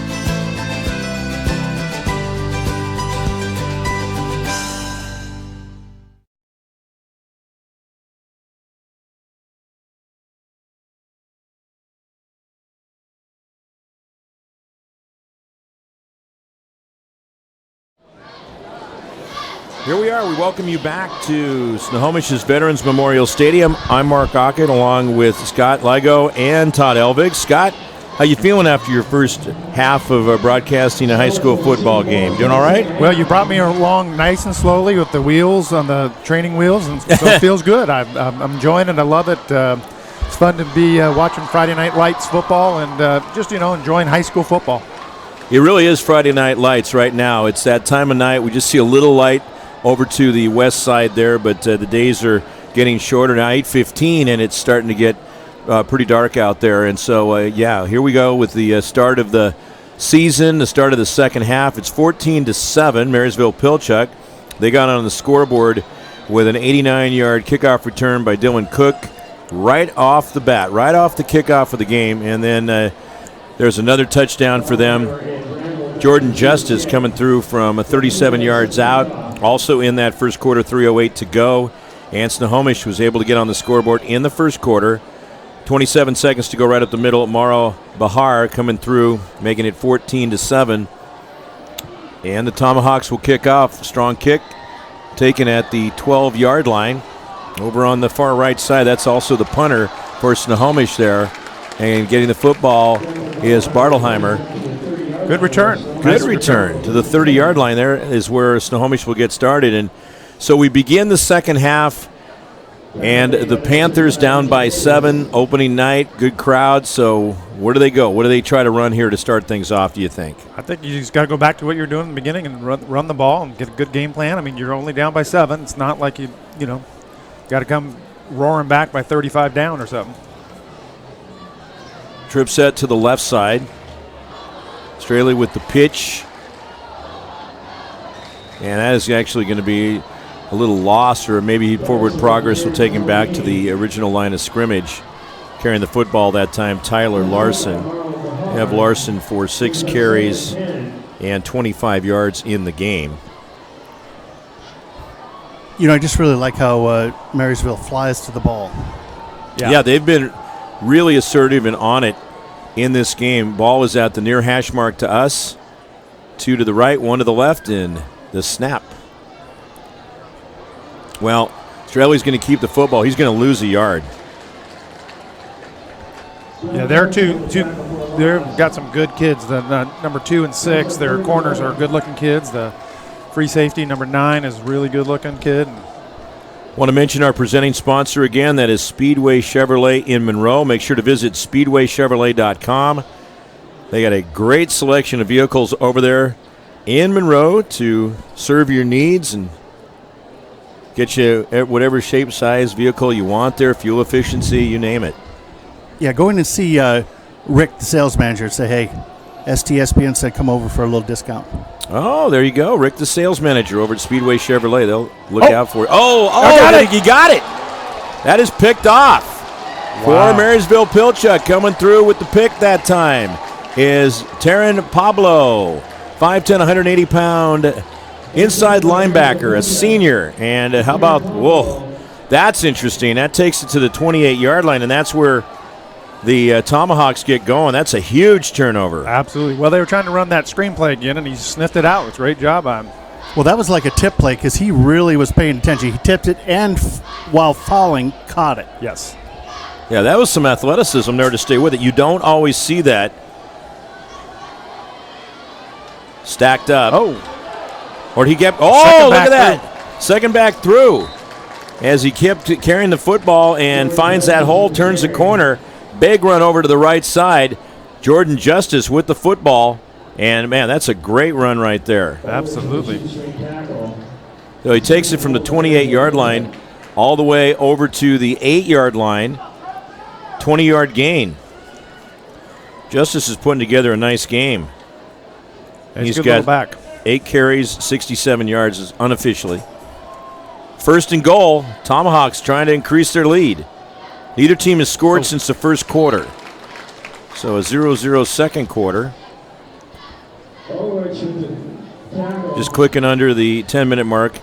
So in the first half, Snohomish used 1 timeout. Marysville-Pilchuck 2 timeouts used right near the end for both teams. They really didn't slow down the clock much there, Scott, in that first half. No, not at all. That's a typical Wesco game. The clock is moving when they run the ball. Jake Elwood, and we see a flag there. Yeah, he Some moved. movement. Yeah, early movement. Hey, did you guys have a little update there? Yeah, you got something on Lake Stevens, don't you? Yeah, I do. Big score out of Lake Stevens, 35-0 over Ferndale right now at halftime, and to the 5 possessions, 5 touchdowns. So that's impressive really showing. surprising. I mean, not that Lake being Stevens should sarcastic, be up that far, but Ferndale's picked. They're no slouch. No. Yeah, that's big. Lake Stevens played in the state championship game, a one-sided loss to Union, and yet, they still, to get to the state championship game is a big accomplishment, and they're ranked number 1 in the state entering the season this year. So expect big things from Lake Stevens, the Vikings. And Todd, next week, I'm going to be on assignment for you and another broadcast outlet, and I will be giving you scoring updates from that Lake Stevens-Lincoln game down in Tacoma. I'm excited. I'm going down to the Lincoln Bowl. I haven't been down there for over 20 years. Remember doing some scouting of some games with Tom Lafferty back in the 90s and checking, and then we did a game down there. Cascade, I think it was against South Kitsap. Well, boy, I'll tell you, those are two well-coached teams by 2 good coaches, Tri and Matsako. Yeah. Incomplete? All I just know, we can't get a good signal out of Lincoln. Is that right? You checked? Yeah, we covered some women's football up there, and the They Tacoma play- Trauma. They play at Lincoln. Oh, they play at Lincoln. Okay, and it just didn't say. And some places are like that. It's really difficult. It's challenging.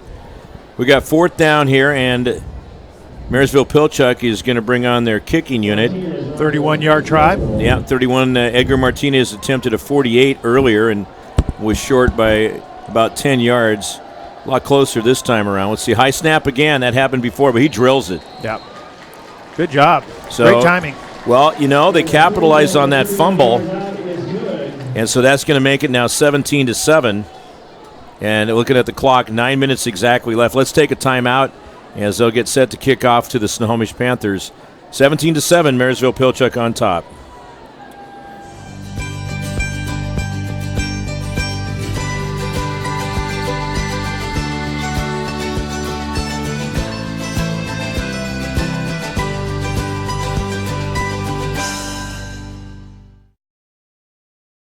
Did you know that Speedway Chevrolet is part of the Lee Johnson Auto family? That means 84 years of serving you the LJ way. Need a truck? We have the perfect truck to fit your needs. Half tons, 1 ton, 2-wheel drives, and 4-wheel drives. Our finance specialists are here to help you, whether you have good credit or bad credit.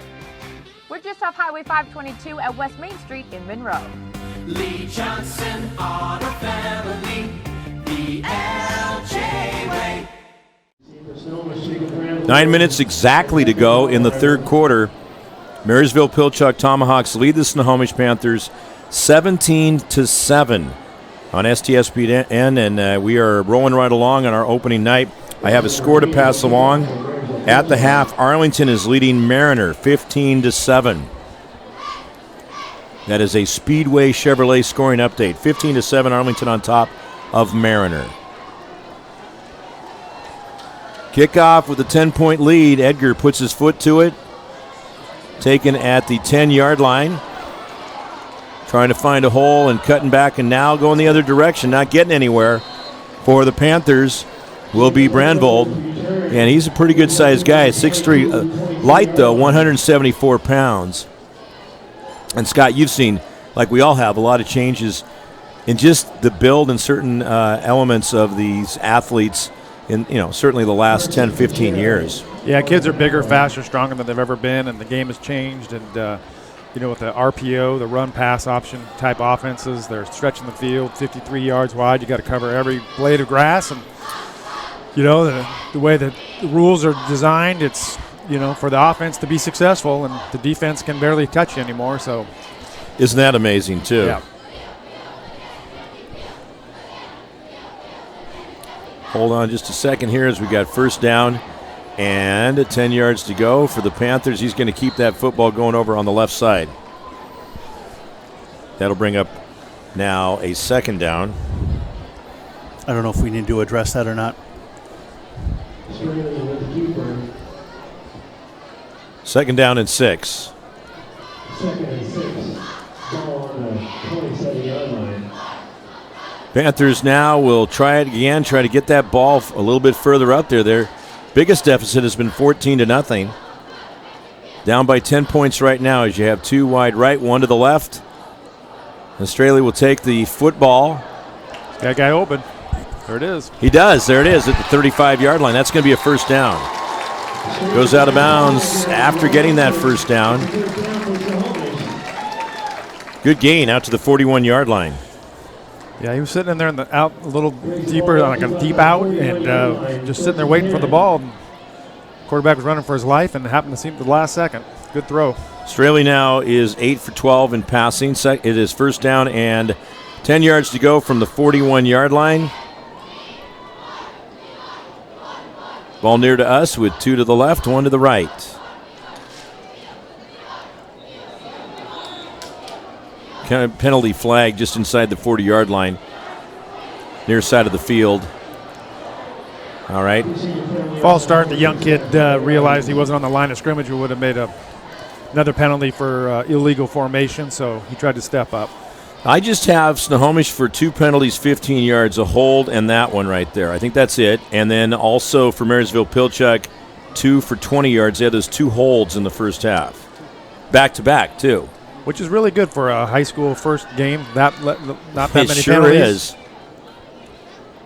Turf looks real good here at Snohomish. Todd, was that about 4 years old, I'm thinking? Maybe 3? 3 years old. Australia with the football. Lands just inside the 50. 8-yard gain for the Snohomish quarterback as he keeps the football. 4 carries, 19 yards. Look at this. Yeah, it was a little QB misdirection play. Run the back to the left and have the QB pull out the backside and see what you can get. That was sneaky. Second down and 2 yards to go. Thanks for being with us here on STSPN.com. Our opener for the 2019 high school football and sports broadcasting season for STSPN.com. Strong legs carrying him through right there. Larson. He's got the first down. He got 4 yards. Great play. Yeah, very impressive. Just battling. That's what you got to do sometimes. You just got to dig in. Now, Scott, you've done a lot of work and research involved. We were talking about the helmets earlier, and if time allows, this is a real close game, so I don't know that we're going to have a lot of time for it this time around, but just talking about some of the techniques and stuff being used on the tackling. The helmets, of course, have changed. Things that the football's trying to do to make it safer. Yep. First down and 10. Nice soft little one over to the right side right there. Making the catch for the Snohomish Panthers. That'll be number 181 you see. That is Blake Pejnecker. Well, the number one thing that's going on now is called the Rugby style tackling, which basically uses shoulder style tackling, gets the head out of the game. The University of Washington uses it. Basically, they even tackle sometimes without their helmets on. So it's a local company out of here, out of Seattle, called Atavis. It's kind of the leader in the country of what they're doing there. And they're working on the helmets too, right? Is that the one that does the helmets too? The other company is called Vices. That's it. Oh, just a little bit long. Incomplete.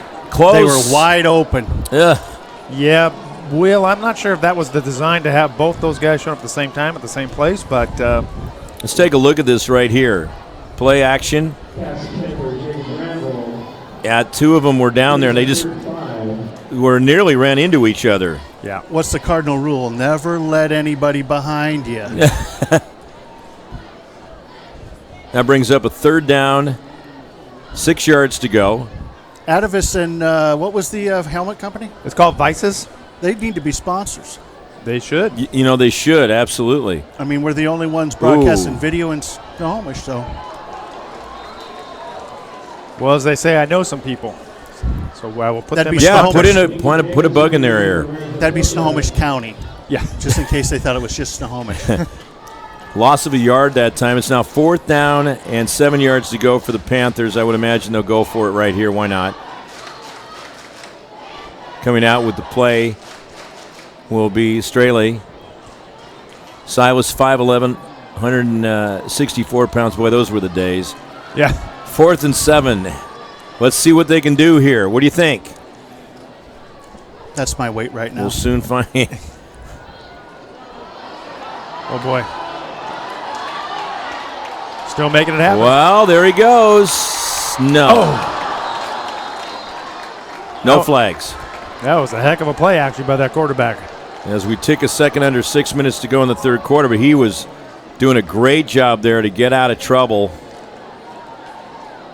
Usually those types of plays in high school usually end up being big plays because as you transition, the quarterback's moving around. A lot of DBs lose, if they're man or if they're wherever they're at. That's the big difference as you move up the ladder as far as the skill level and where players are experience-wise to know not to bite on certain things and stay with your man that you're supposed to cover. So 1st down, ball's at the 44-yard line. Well, he thought maybe going to the right side, didn't see any room there, and then comes back. That's Jake Elwood, the quarterback, 1 yard gain. I don't think that was a design play. No. Yeah, if I was the Tomahawks, I would kind of go to that old Wesco type offense and just try to pound the ball and really beat up on this clock and get yourself into the fourth quarter and hold on to this lead. 2nd down, 9 yards to go.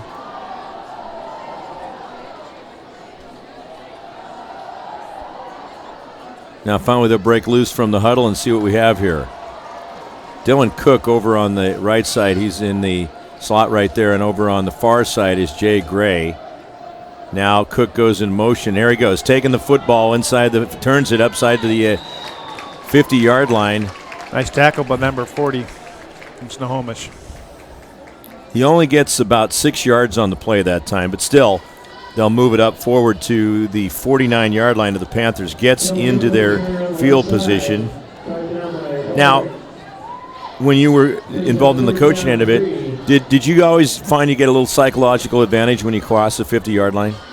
Yeah, I think, you try to teach it to high school kids, kind of the game, the possession game, like flipping the field, all those types of things. Anytime you get inside the 50, and I think if you statistically looked it up, the percentage of chances of scoring are exponential when you start a certain drive at a certain part of the field. So definitely getting over the 50 is always the good part. Didn't get anything on that one there. And another thing that's really grown so much across the board in sports is all this analytics and numbers. I mean, it just seems – it really seemed to start getting momentum and stuff in baseball, Billy Bean with the Oakland A's and such.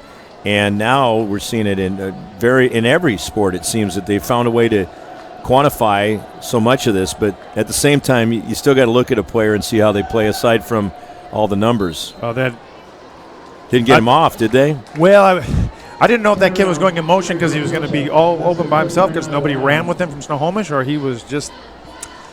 But he was running off the field. He was running off the field, and finally a timeout called there. So that is the first timeout used by Marysville-Pilchuck here in the second half. They used 2 in the first half. Snohomish has all 3 timeouts left. Now keep that in mind. That could be a factor later in the game. Looking at 4:19 to go in the third quarter. Let's take a quick timeout. Tommy's lead 17-7. Did you know that Speedway Chevrolet is part of the Lee Johnson Auto family? That means 84 years of serving you the LJ way. Need a truck? We have the perfect truck to fit your needs. Half tons, 1 ton, 2-wheel drives, and 4-wheel drives.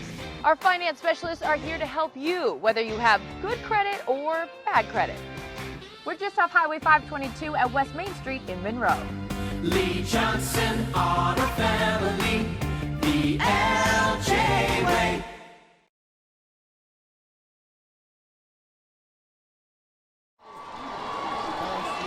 Looking at the clock, 4:19 to go in the third quarter. Thanks for being with us on STSPN.com. Mark Aucut, along with Scott Ligo and Todd Elvig, bringing the action from Snohomish's Veterans Memorial Stadium. 17-7 is the score. Tomahawks on top.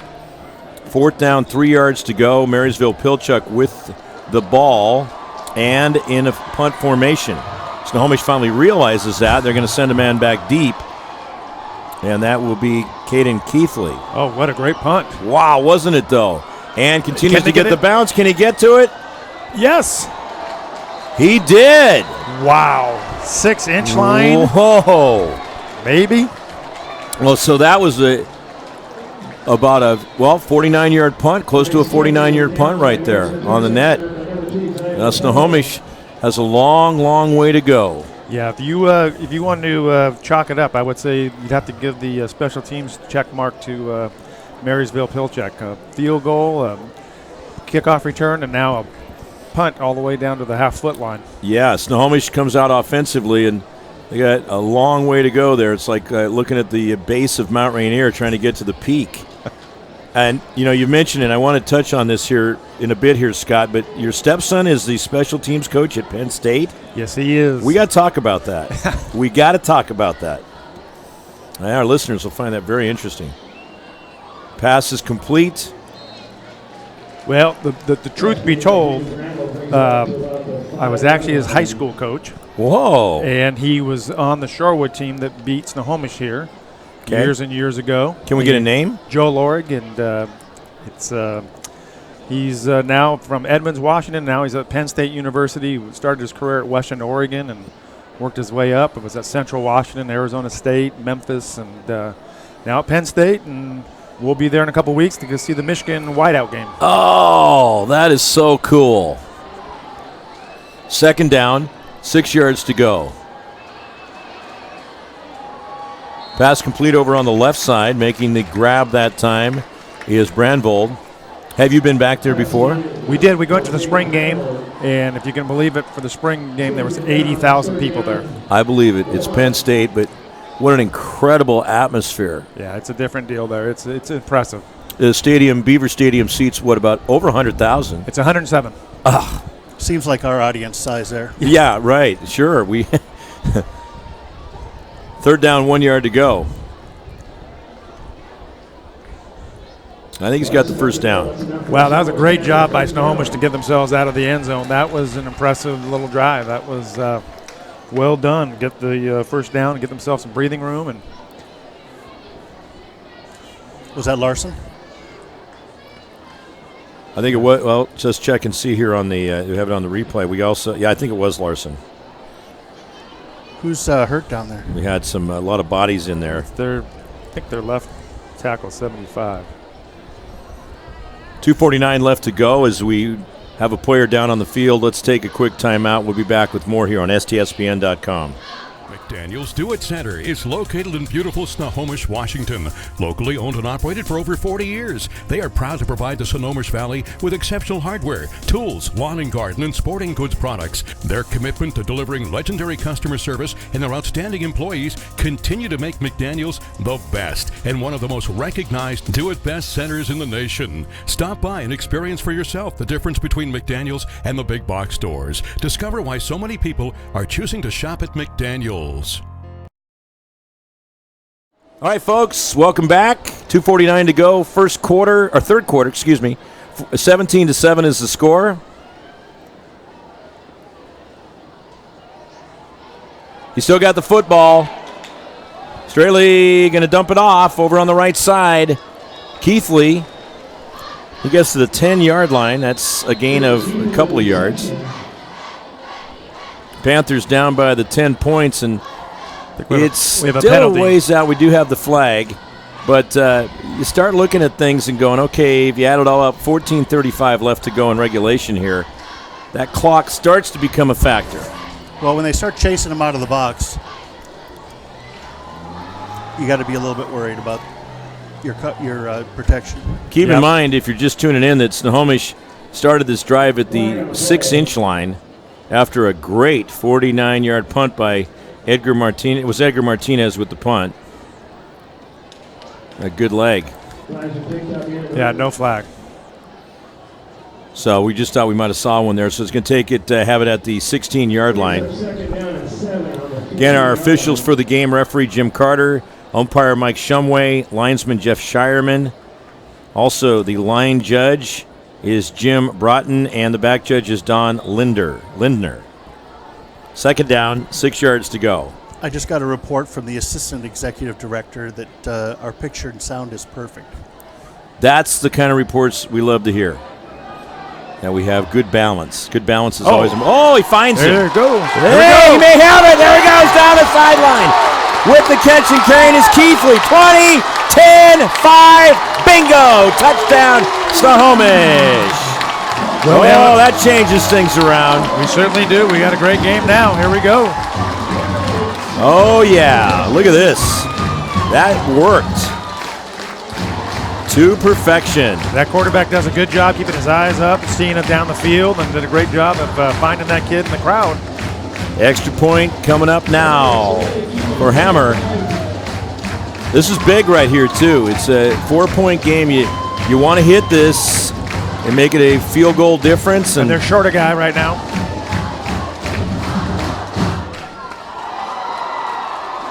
Here he comes. All right, get out there. Come on. Mason Orgill gets out on the field. He'll get up on the line. 4-point lead. Can Snohomish nail this here to make it a 3-point game? 2:09 left to go, third quarter. We got us a very, very entertaining football game here on opening night. Try to keep scores coming to you.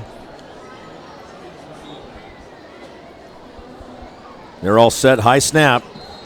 Ooh. Kick is good. All right. 17-14 is Snohomish on the board. 2:09 to go in the third quarter. Let's take a timeout. It's STSPN.com. We are all frustrated with the high cost of heating and cooling our homes. At GNS, we are completely changing the way you keep your home comfortable. Because we are Snohomish County's premier Lennox dealer, we can design a perfect system for you, one that will save you a lot of money on your utility bill. The Lennox Home Comfort System creates the ideal home environment. Enjoy innovation in every season with precise, quietly efficient Lennox heat pumps that keep your life simply perfect. Call GNS Heating, Cooling, and Electric today or visit us at gsheating.com. Well, we just had an 85-yard touchdown play as coming through for the Panthers. Silas Straley to Caden Keithley. Took it down the right sideline, and maybe if we're good boys and girls, we'll get a chance to see that highlight again. That was a beauty. That in the opening kickoff when Dylan Cook took it 89 yards for Marysville-Pilchuck to the bank. Well, another check was just deposited in the bank, and it's a 3-point game. Big time right there. I was saying about, you start looking at the clock and stuff, and now that takes a chunk of that out of the picture, but Snohomish, who has not led in this game, it has not been tied. It was 7-0, then 14-0, then 14-7, 17-7, and now 17-14. Taken just inside the 10-yard line. With the return is Cook. That's that guy who had the big one early, but Snohomish is going to shut him down at the 23-yard line. And very important, if you're Snohomish, to put the clamps on right here. Oh, absolutely. Again, that's, telling you as a high school coach, you can't practice that in the season. And in the 6-inch line, you just want to get out and get enough room to punt the ball. But to go that far to score a touchdown is really impressive. Really is. I'd like to do a shout-out to a good friend of STSPN, Lewis Bunt over there at A Wesco Septic. He was keeping us honest on our camera action there. Okay. Here goes Marysville-Pilchuck, and now officials stopping things. There's a quick timeout for Snohomish. Snohomish with the timeout. We'll take another break. They're a 3-point game as the Tomahawks lead it 17-14, 2:04 to go, third quarter on STSPN. Every year, thousands of groups depend on Adrenaline Fundraising to help reach their financial goals. Adrenaline Fundraising is about developing leaders through commitment, work ethic, and follow-through. Adrenaline has several products including gold cards, coupon books, cookie dough, donation programs, and many other options to help teams raise the funds needed for their programs. Adrenaline's new app called UpPay will help teams raise money while providing their supporters the ability to earn cash back on everyday purchases at places like Starbucks, Nike, Red Robin, and over 200+ national retailers. Adrenaline Fundraising is this season's sponsor of the STSPN's Play of the Game Award.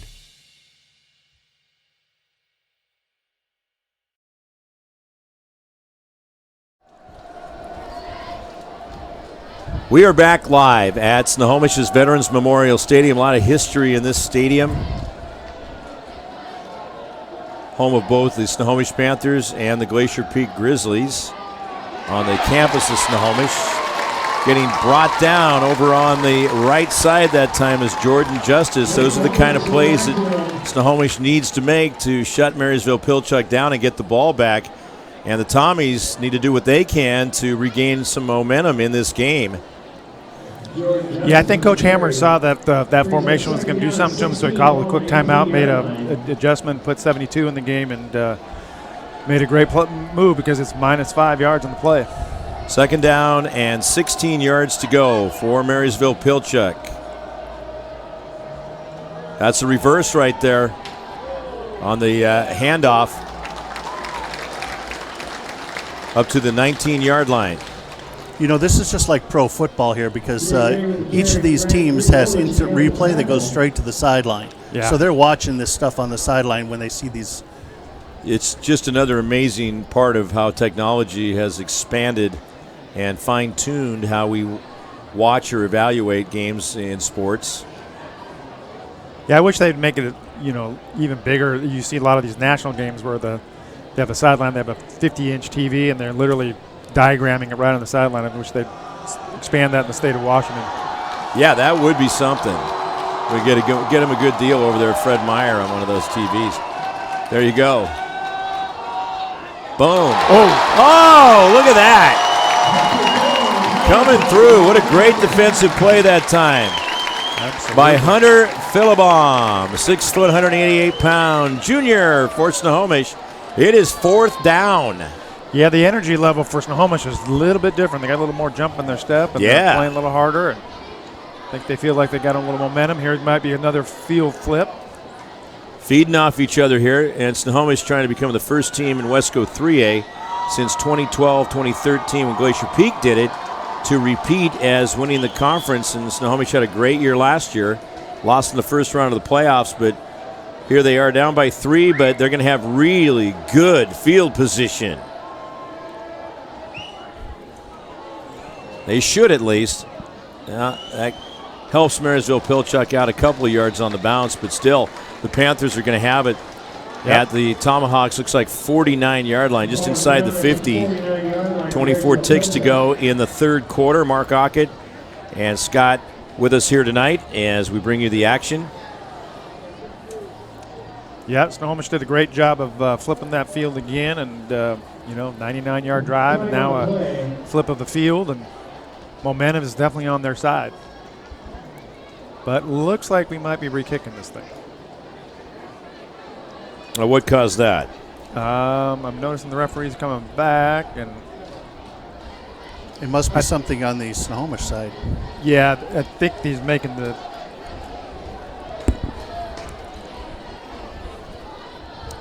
Well, I don't know. I think I might decline that because it's going to push him back. Yeah, that kick was actually pretty good. Oh, it's against Marysville. Yeah. Okay. Yeah. But they could have declined it, couldn't they? Yeah. Did we see what? Yeah. No, it's against Marysville, so Snohomish wants to back him up. Oh, they want to back him up. That's right.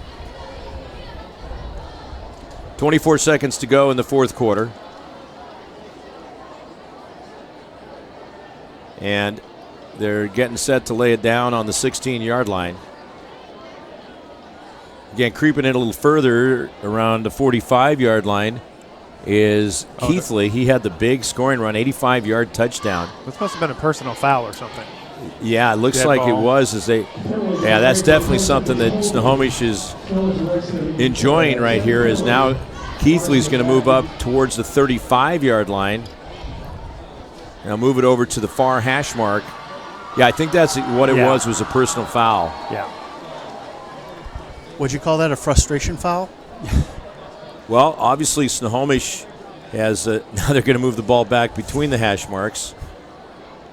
Snohomish has seized momentum in this game, and they are going to be knocking on the door right here as long as they handle this punt right. And he gets great decision now. Yeah, it Get away. Look at that. And that helps Marysville-Pilchuck out as finally it'll be stopped at the 39-yard line. They'll down it right there. But still, Snohomish is going to be in great shape with 11 seconds to go in the third quarter. Scott, this is what you hope for after that big touchdown play, Straley to Keithley, and now Snohomish in a great position to do some damage. Absolutely. Well, you know, it's like anything. You have a good game plan. You're down a little bit, but you're at home. You have a big play, gets you back in it. Now with quarter to go and 39 yards, we'll see. They can take the lead. Panthers ready to go. You got the guys on the left side with the wideouts and no running room right there. He's actually going to lose something. Carrying the football is Tyler Larson back to the 40-yard line. A loss of 1 yard on the play. And time has run out here in the third quarter. We're at zeros across, as you see. We should have a great fourth quarter for you, ladies and gentlemen, live here at Snohomish. Mark Aucut, Scott Ligo, and also Todd Elvig bringing you the action on STSPN. 3-point game, opening night. This is really cool. Stay with us on STSPN. Did you know that Speedway Chevrolet is part of the Lee Johnson Auto family? That means 84 years of serving you the LJ way. Need a truck? We have the perfect truck to fit your needs. Half tons, 1 ton, 2-wheel drives, and 4-wheel drives. Our finance specialists are here to help you, whether you have good credit or bad credit. We're just off Highway 522 at West Main Street in Monroe.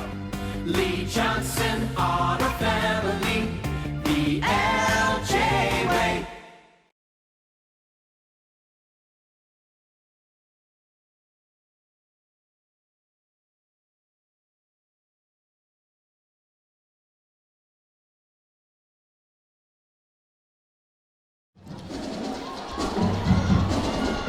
.10:42 to go in the third. Are we back? We are back. Okay, here we go. So what do you got? We're in the score update, third quarter with 10:42 to go. Arlington 22, Mariner 7. Okay, so Arlington's opened it up to a 15-point lead. Keeping an eye on things scoreboard-wide is brought to you by the sponsor you just saw there, Speedway Chevrolet. Start of the fourth quarter. GNS Heating. Oh, GNS Heating bringing us that one. All right. Stay on top of the inventory. Here we go. Oh, look out. He's going to the air. Oh, pops out of the breadbasket. There was coverage in there, but that looked like it was right where it was supposed to be to Brandvold, and it just looked like it ricocheted off something. Look at this. Oh, but the coverage was tight. And good job there by the coverage man for Marysville-Pilchuck. I'd almost argue that maybe the ball was so high that the lights maybe came in and got it. That could have very well happened. It does play a factor when you're having to look up in those, and they have really good bright lighting here at Snohomish. But if the ball gets up there, it can be a problem. I'd say the point of the ball probably hit his pads. The way it came out of there, it did, but as far as trying to concentrate on it, the lights might have affected things. There you go. Straley goes to the air. Got him. Wow. Crisp pass to the right side. Catch is made by Pesnecker. Nice deep out route. He had a guy underneath the coverage and a guy over the top, so it was a nice tight throw. Third down and real short if they're going to stay with that. It should be first down. Yeah. Got to move those chains. What are we up to now for the Panthers on first downs? 5. In the second half, yes, right? Just in the second half. In the first half, they had, 8? Yeah. So 13 overall, and Marysville had 10 in the first half, 2 in the second half, 12 overall. So pretty even, 13 to 12, very even. First and 10, here it is. Oh. Good thing he was able to get to it because he was taken down very quickly, he being Straley. And that time quickly over the line to put the pressure on was Austin Diaz, a 5'8", 180-pound senior.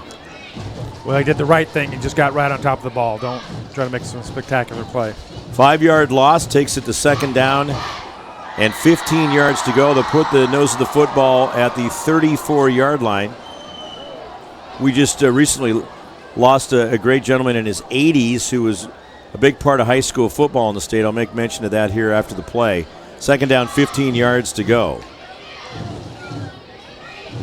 The blitz got off. Got the pass. There's some problems right there. We got no flag. They just did they toss anything down there? Just did not toss anything. No, But he the stepped corner in. is injured though. Yeah, well, he stepped on. It looked like he stepped on his ankle or leg.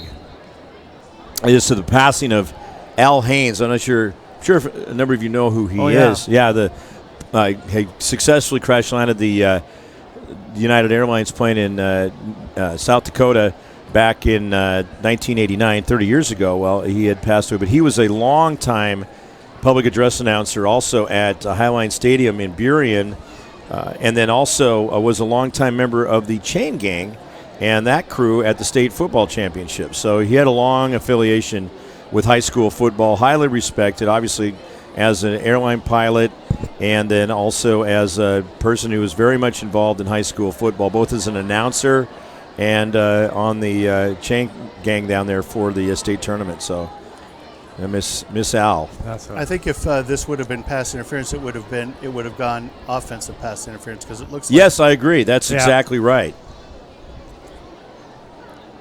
As I kept looking for a flag because the offensive player for Snohomish clearly tripped him up.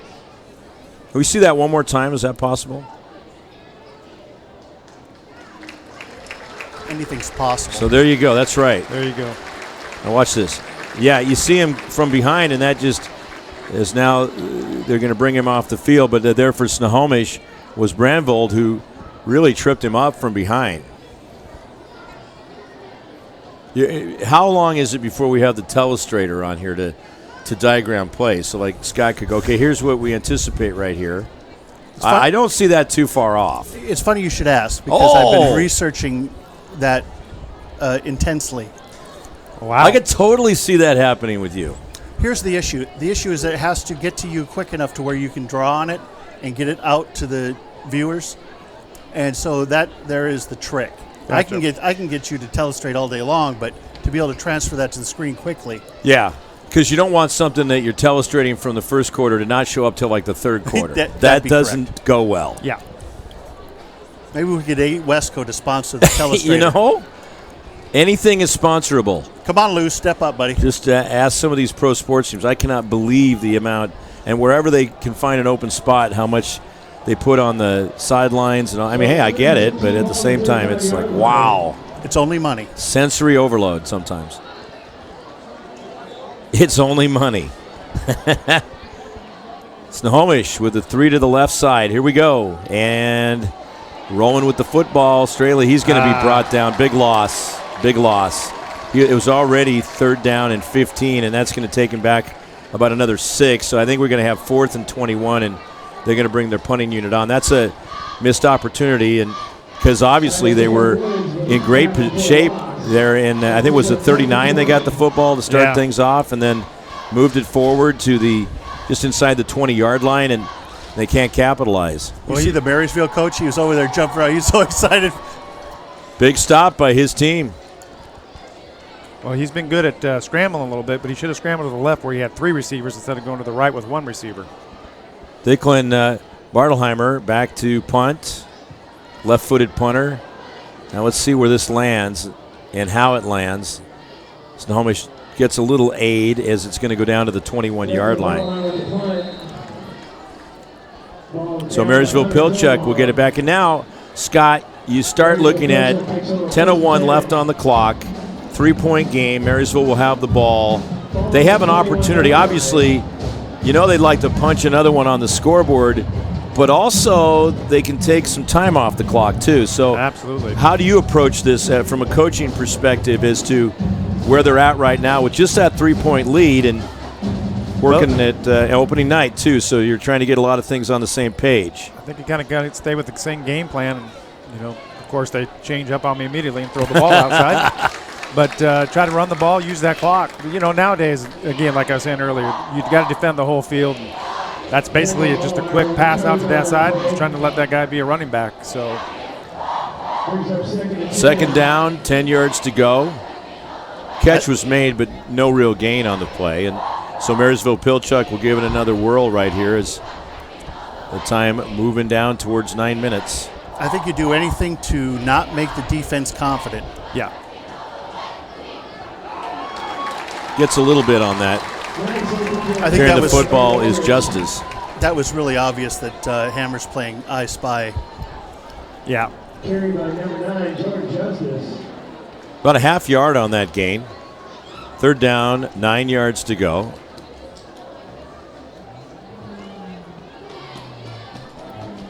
Marysville needs to work on a good fake. Yeah. Because that number 9 is really dangerous, and you got to make them think it's going to them and get it somewhere else. Do something to throw them off, and that's where you can piece together a nice opportunity. Oh, he got it. You got it. Getting the catch over there for Marysville-Pilchuck is Cook. Cook, a lifesaver. That's a big one. Absolutely. See, to watch this guy, he has to turn to throw, and that takes a lot of time. Watch this again. I'm going to do it. Just the beginning, one more time here. You see how he has to turn to throw. Get some motion man there, and then all of a sudden, he has got to go around like that, and then Cook just getting that first down. But you get a fresh set of downs, and there goes the cue. There he goes. Jake Elwood taking it forward to the 41-yard line. He's very close to the first down. He may have got it. They have not had to come out and measure for a first down in this game for either team. Let's set you again for the timeouts. Panthers have 2 left. Oh, coming back. It is. Holding. That's a brutal play going against Marysville-Pilchuck. That will be our call, I should say. That would be their 3rd hold in the game. That's all their penalties. I don't recall any others. We're trying to keep a track here, but 3 penalties, 3 holds. I was talking to Scott during the break, and I think there might have accidentally, I don't know. I mean, it's questionable, but I thought I saw a hold there on that long run back. Yep. Well, as an old offensive line coach, there's usually a hold pretty much every play. So that's absolutely right. First down and 20. That's actually true in some way, shape, or form. Yep. It's hard not to. Yep. Because when they're called, you go, well, okay, well, what made the difference in that as to why that was called as to the play before or a couple other things going on out there? But they have to draw the line somewhere. Yeah. It's which way the ref is looking. 3-yard gain. We got 2nd and 17. But another first down here really helps Marysville-Pilchuck out. Absolutely. You get that and the clock moving along. 4th quarter action on STSPN.com. There's a big play right there. He's going to be very close. It's going to be with. I don't think did he get it officially? Yep. Yeah, he did get it. The way that the spot was set, I wasn't sure, but he did get that first down. That's a big one right there. Big run. And you say that guy's just a sophomore? I believe so.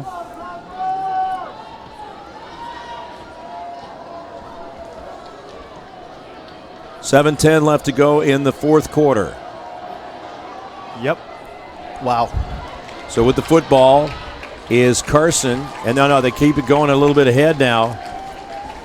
No, keeping the football. Sorry, it was Justice on the fake that time. Justice carries the football. Another first down. That's to the 47-yard line. Well, this is when they've been most successful, when they've just been running the misdirection. You know, they get you going, and then they straight ahead dive run with the quarterback, and then they come back and they run it wide again, and just continue to do that. It's hard to, it's hard on the eyes for these kids to know where the ball is when it's either going vertical or it's going horizontal. It's I think they really need to run a hurry up, because that really tires the defense out. Yeah. Another first down for the Tomahawks as they continue to crank them up. That big hit right there. Carrying the football is Dylan Carson. There's that sophomore again. Carson getting about 4-yard gain. It'll bring up 2nd down. Yeah, he earned that one. 2nd and 6. Well, it's quite a shot by number 40, Ulrich. I think he's a sophomore. And they're in the halfway point into the 4th quarter. Mark Aucut, Scott Lego, and also Todd Elvig bringing you the action. Opening night for the STSPN broadcast season. How many did you say, estimate of how many games you did? I mean, it had to be well over 200. Actually, I think it was around 170 or something, 160, 170. Fantastic. It was just such great coverage, it seemed like over 200, right? Exactly. Carry over on the right side. Justice with the football. 3-yard carry, 2nd down and 7. I'm slowing this down because there was a flag. Yeah, that's, I think a hold. I want to see where this was. So this is pretty slow. They're saying on the 45 was where it happened, right? Oh, yeah. There. Oh, yeah. Oh, okay. That's pretty blatant. There's the flag right there. It didn't take them long to get that in the air. That's actually a good wrestling move. 4th hold call against Marysville-Pilchuck. All their penalties in the game have been on holds. Snohomish has had a couple, 1 hold, 1 procedure, and that's it. I mean, if you have 6 penalties in the game, it's back to the 45-yard line. But again, keep in mind that clock has continued to count down. Now coming up on 5:30 to go. Oh. Just past him. Good pressure there by Snohomish off the edge and got to the quarterback and hurried up the throw. Yeah, he had to whip that one out there pretty quick, and the intended receiver that time was Jordan Justice. Again, I think he has to turn to throw. Yeah. I'm not real fond of that play. Brings up 3rd down, 17. Well, more importantly, when that kid flips his head around that fast, he's got to make a pretty quick decision. If he doesn't see it right, he can throw a pick 6 the other way. Also, and with the way this one is, we are looking to see who would be our adrenaline player of the game. That's going to be picked off. Getting the grab that time for Snohomish, coming through, Jacob Brandvold. Brandvold makes the pick at the 31-yard line. Each team with a turnover. There was a fumble earlier by Snohomish. The Marysville-Pilchuck recovered. Now let's check and see. Yep, and they got that field goal. And now Snohomish, can they capitalize on the turnover? I just don't know what Marysville was thinking there because they haven't completed a pass that distance the whole night. Yeah, that one they're going to break down on film very quickly and say, especially if Snohomish gets a score out of this. All right, Panthers with the big, huge drive right here. This is the one. Make or break them. Left side, that's Larson. Larson looks like he's getting a yard on it, just past the line of scrimmage there. 17-14. As you see, Tomahawks on top. They led 14-7 at the end of the first quarter. Same score at the end of the half. That last play took too long to develop. Yeah. Both teams scoring in the 3rd quarter. Tomahawks with a field goal. Snohomish coming through with a touchdown. We have had no scoring in the 4th quarter. Straley looking around, rolling out to the right side, directing traffic. Here he goes. Got the pass complete. That's the big one right there, too. Brandvold coming through at 6'3", and picks up some more yards after that. Great job by the Snohomish receivers to run the scramble drill and just go to open space. 13 yards on the play, takes it out to the 45-yard line. First down, Snohomish, as they pick up their 13th first down in the game, actually 14th now. Yeah. I think Lewis Bund over there at A-Wesco's got to talk to our cameraman on Monday. Straley set to go wide out on each side, 2 in the backfield. He keeping the football, coming over to this side. Keeps the football now, and he crosses midfield. Look at this to the 40. 35. Did he make a lot out of that one? Boy, he's a Puts those 5 yards to midfield and keeps going. That was all fake. That was all done on the fake. They sold that really good. Did they ever? 21 yards on the play that time, and another first down for the Panthers. They had 8 first downs in the first half, 7 now in the second half, and clicking on all cylinders now at this point in time. Almost a little movement up front there. And with the pitch and sweep that time coming through left side for Snohomish will be Tyler Larson. Larson is a threat to break one at any time. There he goes. Just kept rolling that time. Picks up a total of 7 yards on the play.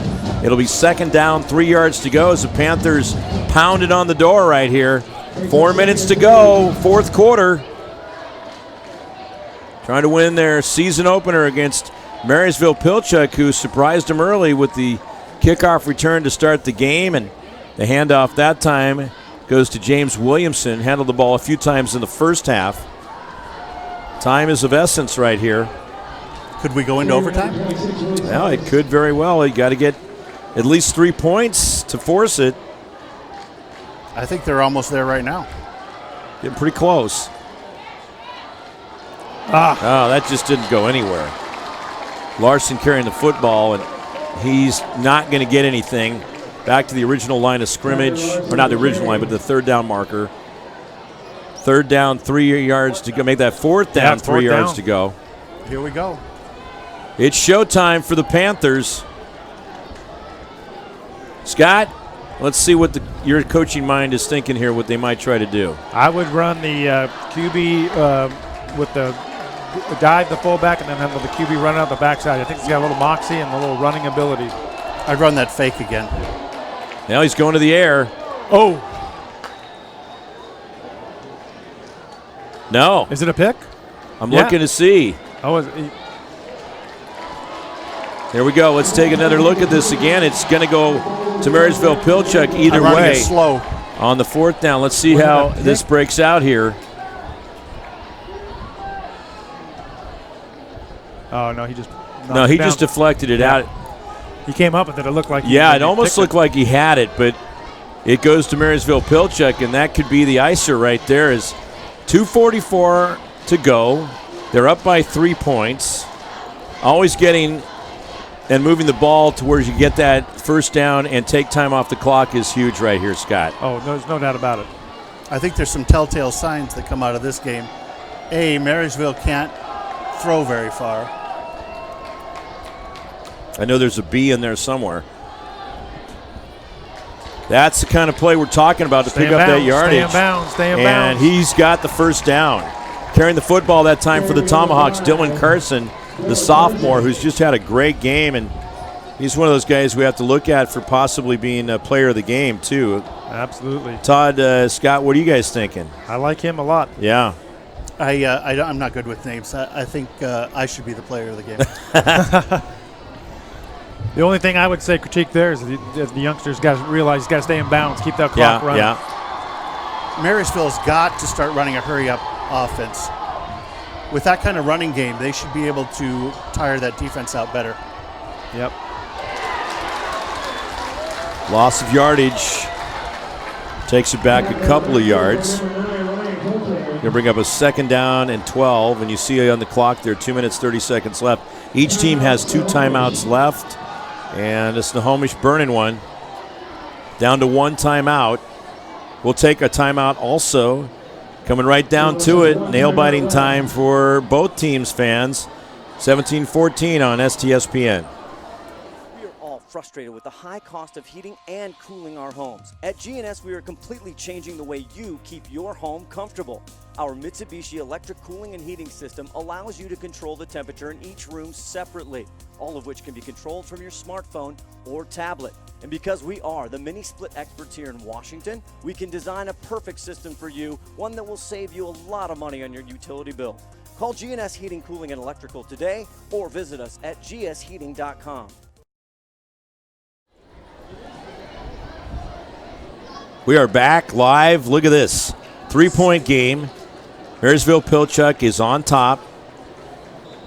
And 2:30 to go, fourth quarter. They have the ball. If you're just checking this out, we're on STSPN.com. We have more great sports coming your way next week. We got soccer and volleyball and football. We're covering all the sports going on right now for the most part.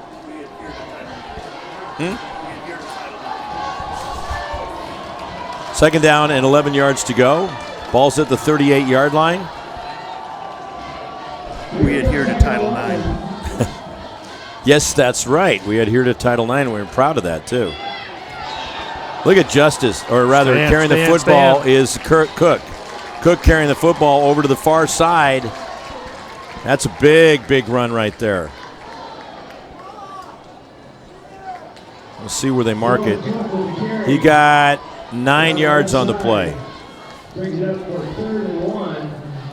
I just looked next door. I don't think I want to bother them for a Third couple down, minutes. 1 yard. No, you don't. You want to be careful. We were maybe after this first down. Looking at our player of the game selection, Todd has to talk to one of the coordinators so they can pass it, but we don't have an outcome yet either.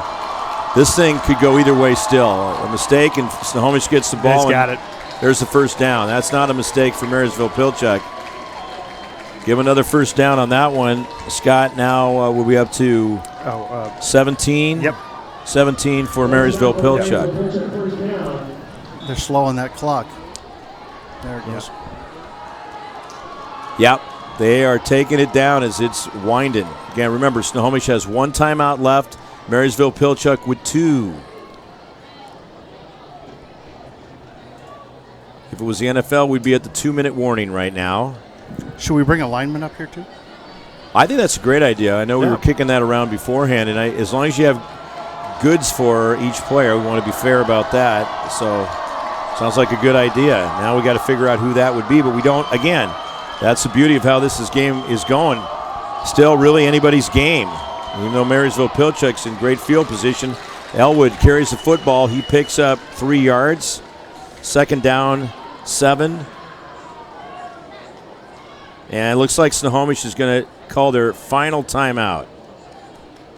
Now that would take them out of timeouts with 1:34 to go in the fourth quarter.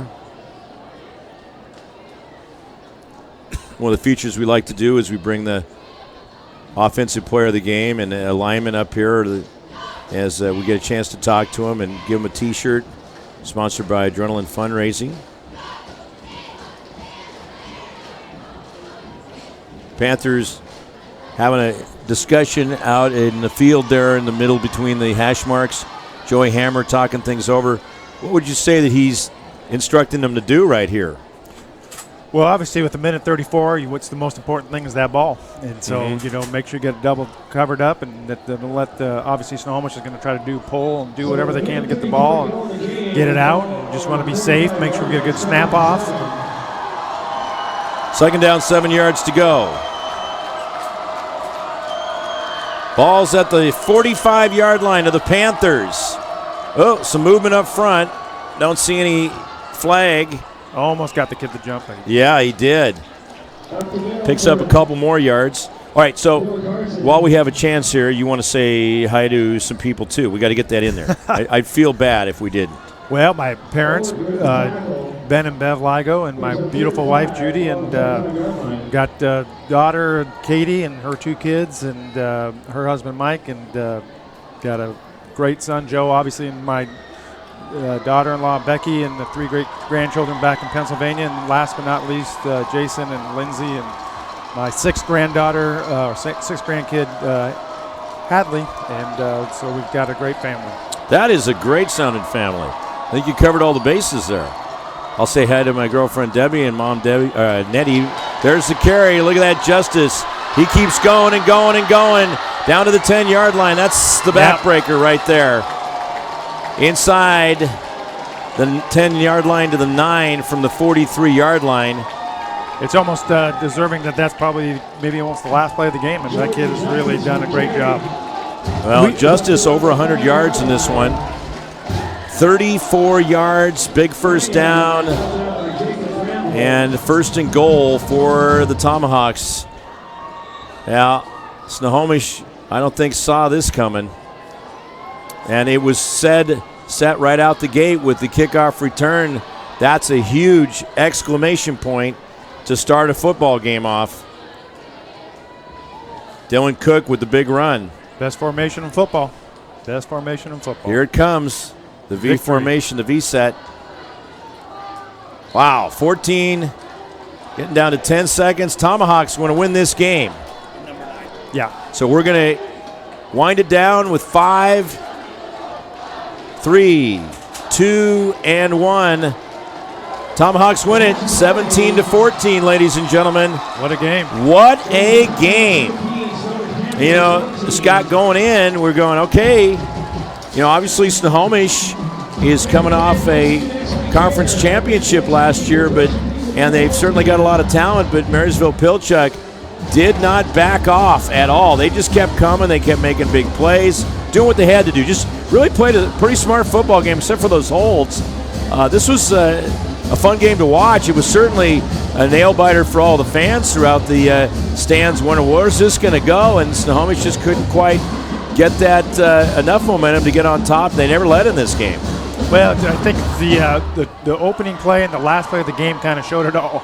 Little big explosion plays for Marysville-Pilchuck when they needed them, and that's the same number started the game, and he finished the game that way. So it's it's like you said, the Snohomish was picked to win their part of the league, and Marysville's kind of picked up in the middle of the league. So great win for the Marysville staff and their kids, and they just did a great job. They're just gritty bunch of kids.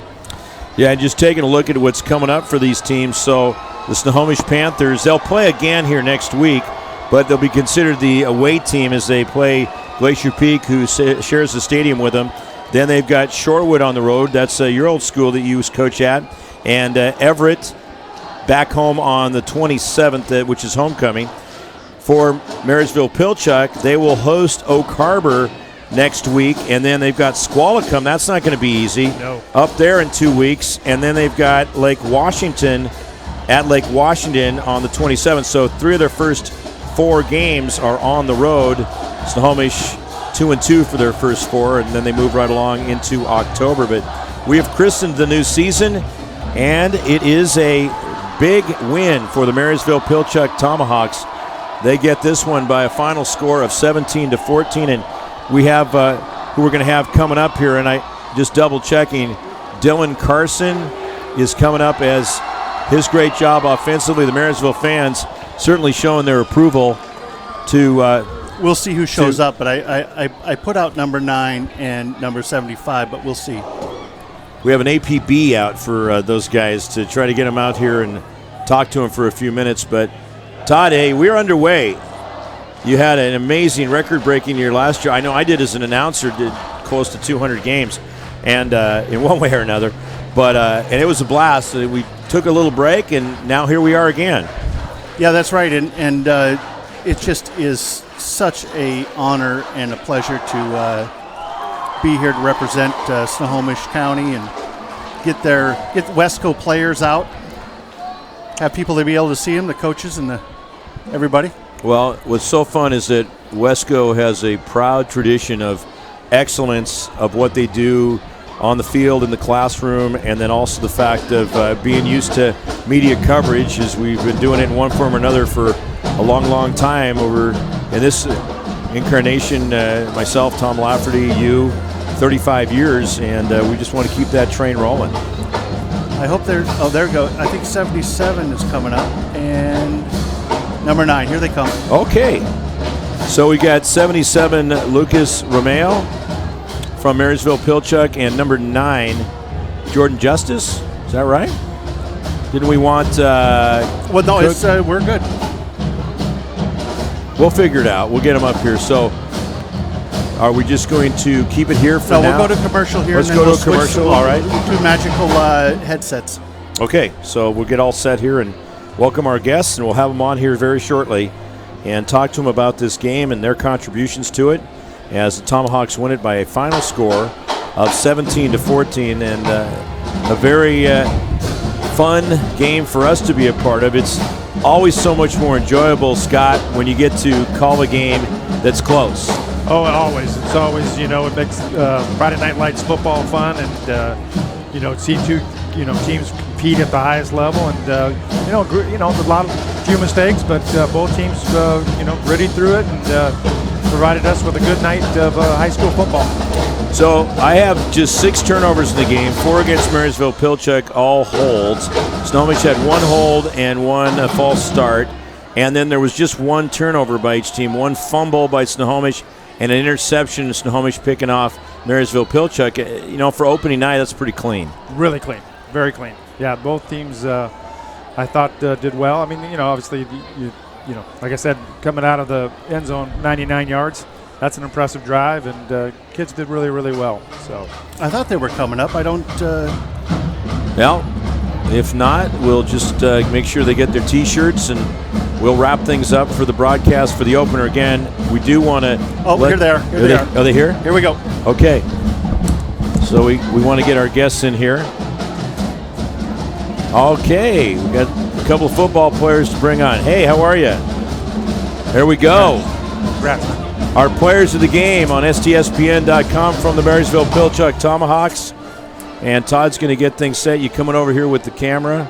And so, guys, we're going to go to commercial. Okay, we'll go to commercial, and then we'll be right back and be talking to our players of the game. We have Jordan Justice, the 195-pound senior, and also Lucas Romeo. And so 5'11". We'll be right back. Every year, thousands of groups depend on Adrenaline Fundraising to help reach their financial goals. Adrenaline Fundraising is about developing leaders through commitment, work ethic, and follow-through. Adrenaline has several products including gold cards, coupon books, cookie dough, donation programs, and many other options to help teams raise the funds needed for their programs. Adrenaline's new app called UpPay will help teams raise money while providing their supporters the ability to earn cash back on everyday purchases at places like Starbucks, Nike, Red Robin, and over 200+ national retailers. Adrenaline Fundraising is this season's sponsor of the STSPN's Play of the Game Award.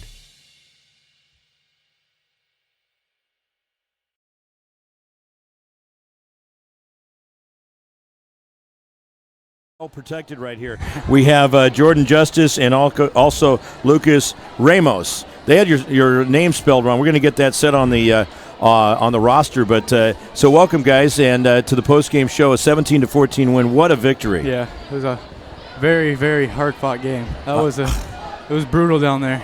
You know, that's a good word for it. It just seemed like you guys were battling hard. Lucas, tell us what it was like in the trenches there. Oh, we got to get him on. There we go. On offense, it was hard for us early on because we just had to execute our plays, but it was just one block away, and we were all just to the touchdown. But we were just really close. But after we got that down, then we started moving a little bit towards the end. But it feels really good that we were able to stick it out and win. You're listed as 305 pounds, is that right? Yeah. You carry it well, though. I would not know that. I mean, you don't look an ounce over 260. Oh, thank you. You're backing it well. And how about you, Justice? Jordan, you had some great runs there to really help set the tone in that first half. Yeah, I mean, their linebackers were feeling pretty good on my hole, so I was really looking for the cutback lanes. I mean, a couple times they were wide open, and it was just that one missed tackle I needed to make to break a big one, and we got lucky with that last run and kind of sealed the deal there.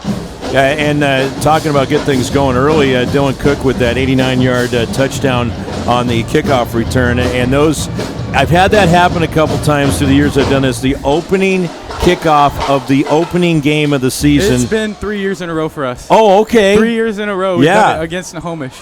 It always feels good. That is amazing. I don't know what happens, but it just keeps going on and on. Yeah, okay. It's a great way to start the game off. I mean, it sure is. There's no better way. Yeah, absolutely. So you're a senior, and you got a good-sized guy there at 6 feet, 195. Any college aspirations? Or? I mean, a little bit of college aspirations, but mainly looking for baseball right now. Oh, okay. But I've had a couple colleges for football talk to me a little bit, but I'm kind of keeping it. Looking more baseball side of things? Yeah. Maybe you get a chance to play around here baseball-wise? Yeah, I'd love to play around here. That sounds. What position? For baseball? Yeah. Shortstop, third base. I can play outfield, but mainly infield.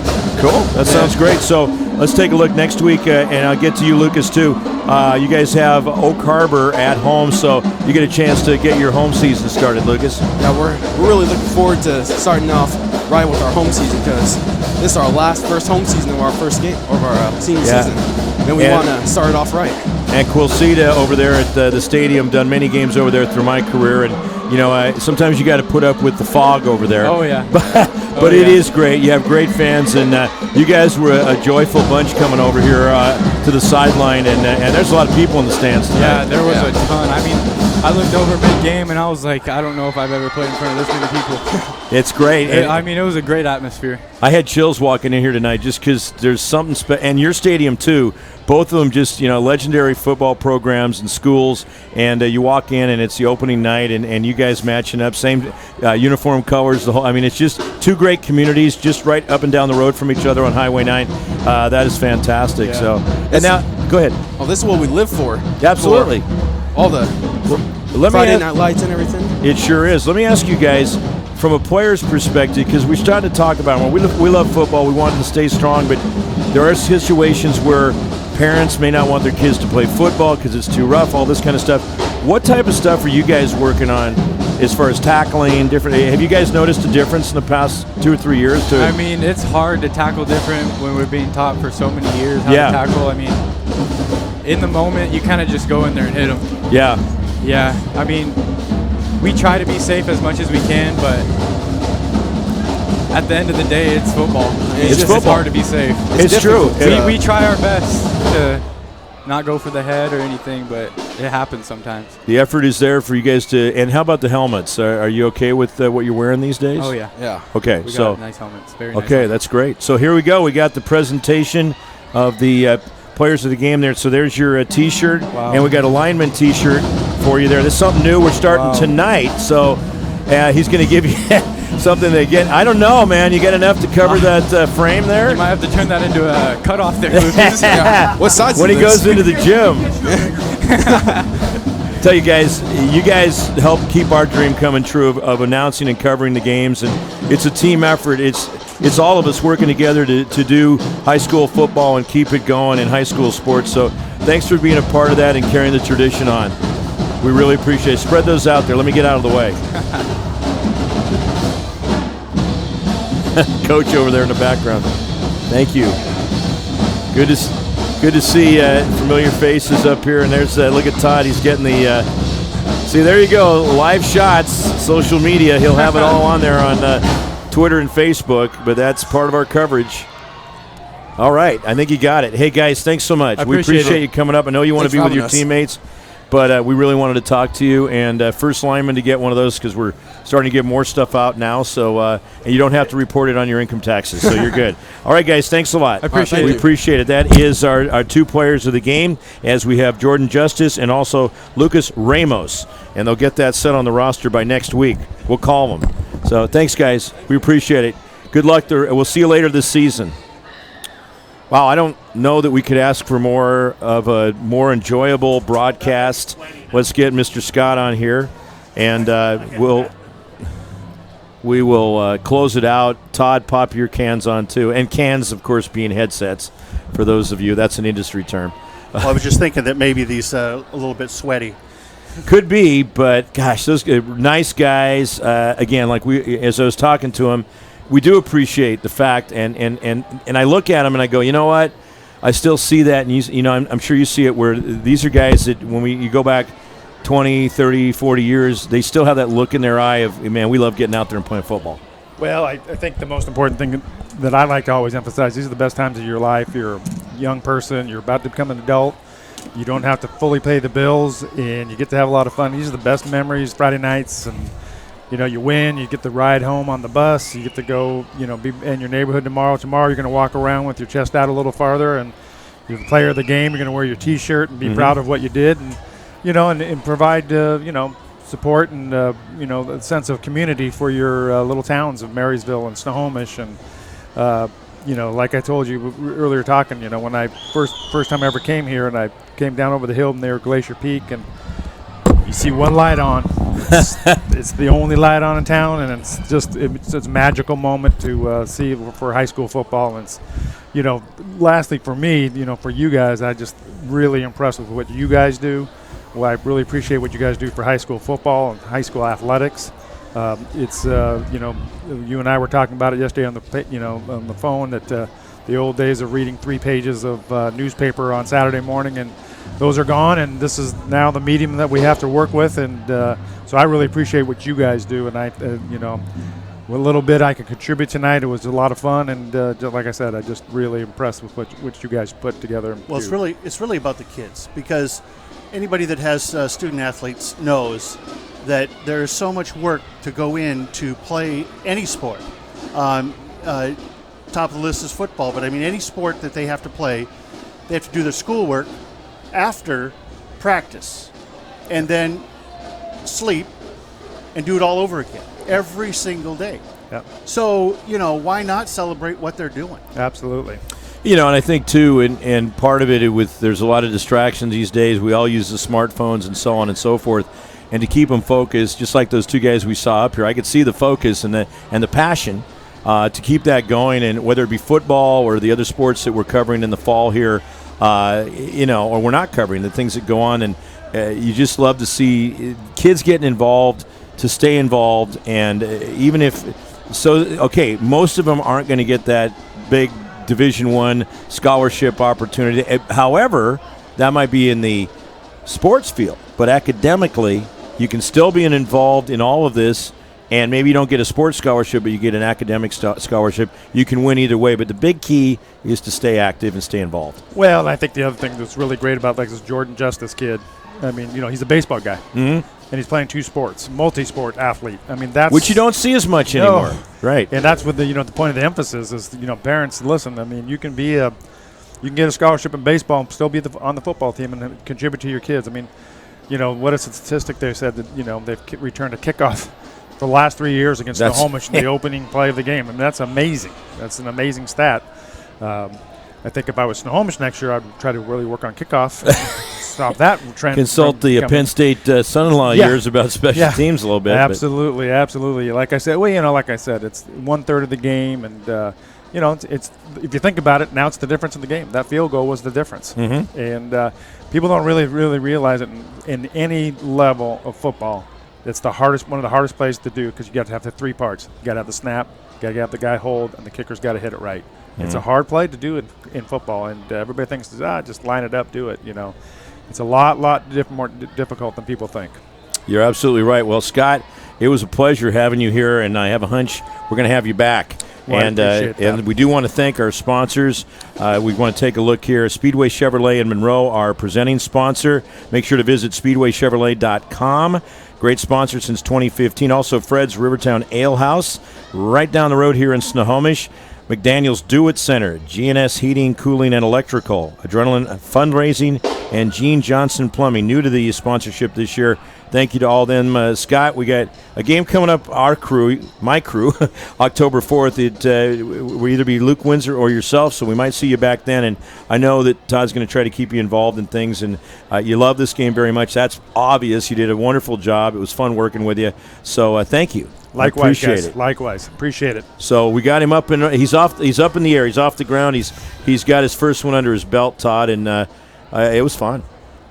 And you're always a lot of fun to work. He's over there closing things out. So again, thanks everybody. As you see on the score, Marysville-Pilchuck 17, Snohomish 14, and more coming up next week. Actually, tomorrow we got a soccer game, and then Tuesday volleyball, and then next Friday there will be football right here, Snohomish at Glacier Peak. It's both teams' home stadium, but Glacier Peak will be the home team. Take care, everybody. Remember, winning is for tonight, but sportsmanship is for a lifetime. For both our announcers here tonight, this is Mark Aucut saying take care and have a good evening.